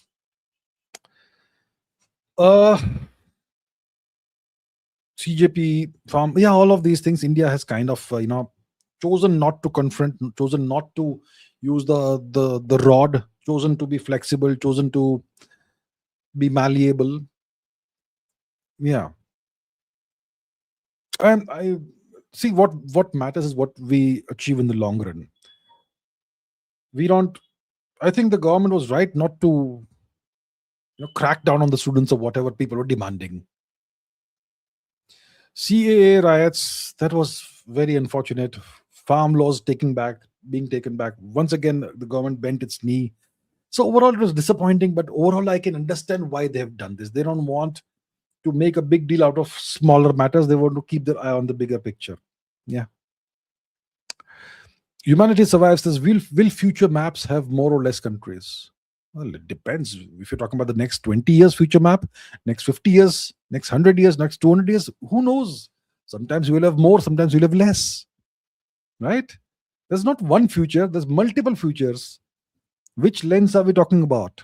Which lens? Are we talking about 10 years, 50 years, 100 years, 200 years? Which one? Right? 1,000 years? Who knows? Saccharine Smooth says Japan found a way to remove extra chromosomes. Thoughts? No surprise. Biotechnology advances. Good if it is good for humanity, if it is good for solving problems and healing people from whatever diseases they're good overall. Yeah. Vijay Vagela says an Italian speaks broken English in Italian accent. It's tutti frutti cute and aesthetic. Yes, but Indians speak fluent English in Indian accent. It becomes a matter of laughter. It's because first of all, Indians feel ashamed of not speaking English with a foreign accent. It's the Indian inferiority complex. Why does it exist? It's because we are made to first, when we are 3 years old, learn a foreign language and then get education through the medium of that foreign language. So and your teachers don't speak English well because they were not educated properly and so on. So what happens is that you end up with Indians who can't speak their own language properly. and they can't even speak the foreign language properly. So they are inferior this way and they're inferior that way. And that's why and because they feel that speaking English well is the sign of being excellent. And because I can't speak English that well, that's why I must be inferior. They get that feeling inside. So that's why Indians feel inferior. And then foreigners see that Indians feel inferior, so they make fun of Indians to make them feel more inferior. That's the thing. This education system needs to be revamped. This mental slavery, this mental colonial BS of the foreign language education needs to be removed. Why do we teach anything in foreign languages? Do we have no self-respect? What sort of leaders do we have? Right? Yeah. Varinder Barwa says, have you seen Owais Yaqub? He could be India's first MMA fighter. I have heard of him, but I haven't seen him. He recently won some title or some match or somewhere. So I hear he's very good. I hear that he has done well. I haven't seen his fight. Anyway, all the best for him. Do well, brother. Mr. Rohit says, what should be long-term plan for him from attack to katak? Long-term plan. How do you do this? Hard power. Build hard power.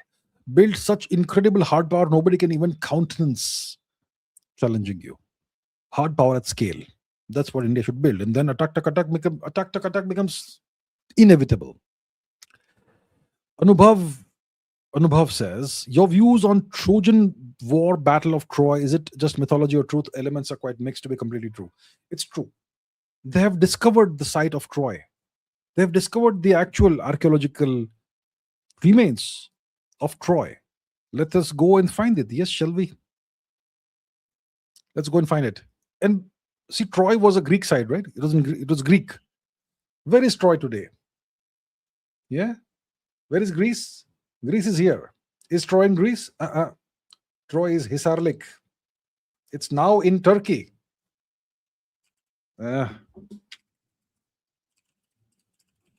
Hisarlik. Oh, come on. Is this the one? Is it near the seashore? Yeah. Most likely this is the one. So this is the site of ancient Troy. What does it say? Kalesi. What's it mean?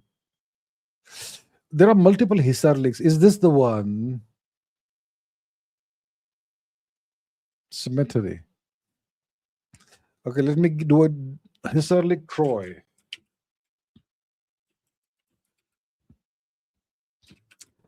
Okay, look, I'm not sure what all these words mean in Turkish, but we actually have the archaeologists and historians have actually discovered the actual location of Troy, and it actually existed. It's not a myth, and you can see there are scorch marks and burn marks, and you can see arrowheads and spearheads in the site, the evidence of battle and so on. So it's a real thing. Yeah.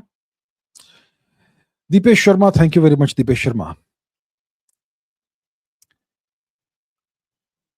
By Carmel Mind, thank you very much, sir. Thank you very much indeed. Opinion on ISKCON, please. Do you know about Prabhupada? Yes, I of course know about Prabhupada. Opinion about ISKCON? Good. What else do you want me to say? All right. Okay, so that is the end. That brings me to the end of today's live stream. So thank you so much, everybody. It was great fun. Almost 4 hours. Let's end it over here. And I look forward to seeing you in the next one. Thank you so much, everyone. Keep learning, keep asking questions, keep raising your standards. I'll see you soon in the next one. Very soon. Until then, take care. Bye-bye. Good day. Good night.